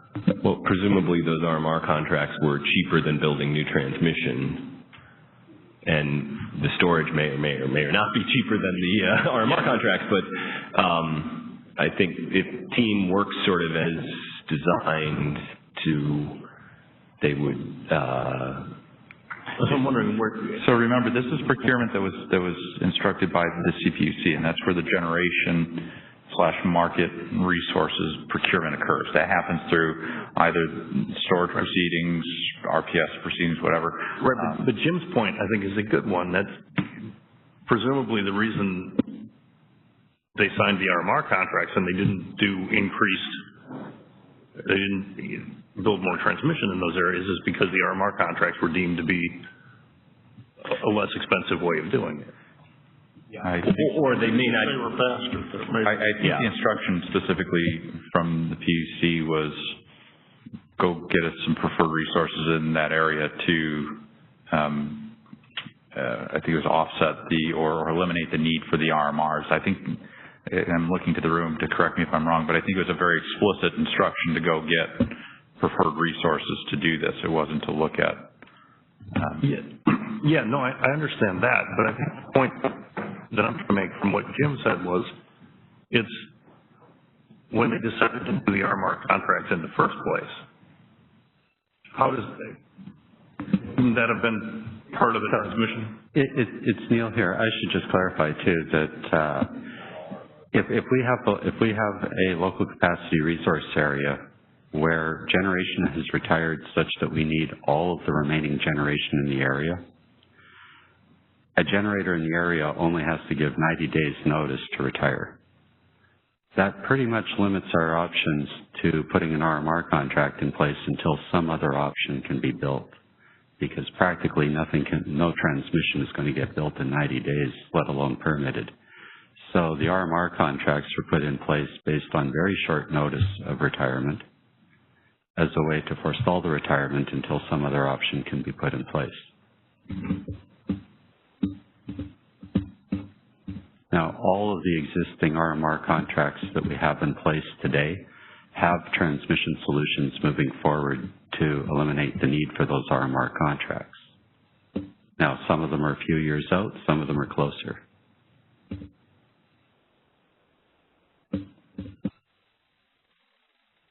I think we did have one comment on the phone. Christian, can we go to Alex Moore's line, please? Hi, everybody. This is Alex from the California Energy Storage Alliance, and thanks for this informative discussion. Just wanted to jump in quickly. We've been part of these discussions led by Carl and Neil, and I think it's going well. And I think in every conversation I've listened to, there's always this slide from the kind of issue of how do we deal with the cost accounting of effectuating a storage as transmission resource or a multi-use resource to are the assumptions good, how do we know the assumptions are good, et cetera. And I just wanted to provide a bit of context on that. When it comes to determining the choice of storage or of any transmission resource, there are many very critical assumptions that go into that. In some cases, the CAISO may be looking at resources that are expected to operate for decades and assuming load profiles and gen profiles that they think are reasonable, and no one really questions that. I've noticed that when it comes to something new and shiny like storage, there is this sort of extra scrutiny about if the assumptions are reasonable or not. And I'm confident that the CAISO can apply the same level of rigor to its assumptions that it does for other resources to these determinations, and that we'll find a way. And so then moving towards the how do we do this? And, Carl has teed up these options 1, 2, and 3. And when I think of the MSC, there are some problems that I just think are perfect for the MSC. I thought this morning's EIM market power mitigation discussion was probably the most perfect because I didn't understand it very well. But behind that, close second is these issues like this where we really have a clear problem of trying to structure a formula and a mechanical formula that works for it and provides the right level of market efficiency. And that I think is the challenge of SACTA. It's really about how does this accounting work and what is the agreement going to look like. And I think Carl's highlighted a lot of issues that are out of scope, which is noodling on the assumptions in the TPP is out of scope, at least how the CAISO structured it so far. But thinking about how we're going to structure the incentives for a resource to bid and have its exposure in the market in, say, the off months where it's not needed as a transmission resource, that is a compelling problem. And even dating back, about a decade ago, I worked at one of our investor-owned utilities, and we had contemplated some of this. And one of the ideas was, well, really, how do you shift that risk away and price the market value of a resource that can participate in the market, let's just say, for 4 months of the year. And, ultimately that sort of theoretical academic question led us to think, well, an auction would be the best way to do it. You would have at the time, a developer of a transmission solution, and then they auction off that opportunity for market revenues, and that sort of competitive auction would lead to the clearest price discovery of what that market value is, and what ratepayers should then accept as a kind of offset to their transmission investment. And I think it's a compelling question. How do we figure out the right pricing structure and then make sure the incentives work there? And I look forward to working with the CAISO on that, and I've appreciated the discussion today. And just so people know also, there is, in terms of the IOU storage procurement, some of that has happened at the transmission level, and some of it has been related to T&D deferral, although primarily distribution deferral. So the CAISO has selected some storage resources that will count towards the utilities procurement targets, and some of the Oakland Clean Energy and RMR offset resources will also count. And so in terms of evaluating those RMR projects, I think it's also important to recall that there's a changing landscape in RA procurement, and that may have led to why there was a need to RMR those resources. So I don't think we should oversimplify it. So some of those dynamics could have happened and driven that outcome, and then the PUC intervened and said, PG&E is already going to need to buy some storage.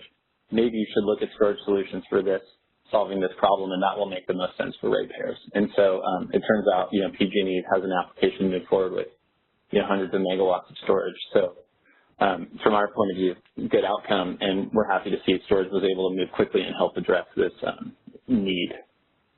And I'm happy to explain other components. I have a pretty good handle on what the procurement to date has been and how it's been categorized, if it's market or behind the meter and whatnot. So happy to offer insight there if people, if that helps clarify things. Thanks, Alex.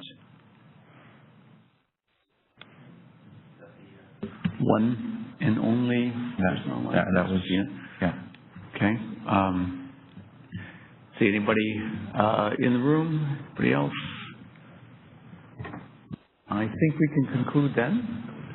Okay. Thanks, Carl. Thank you, John. You got all the runners home. At least the winning run. It's a walk-off home run. I thought we were only up by one. I just needed a single. Well, we could grill them on rain through. Nope. Gotta go.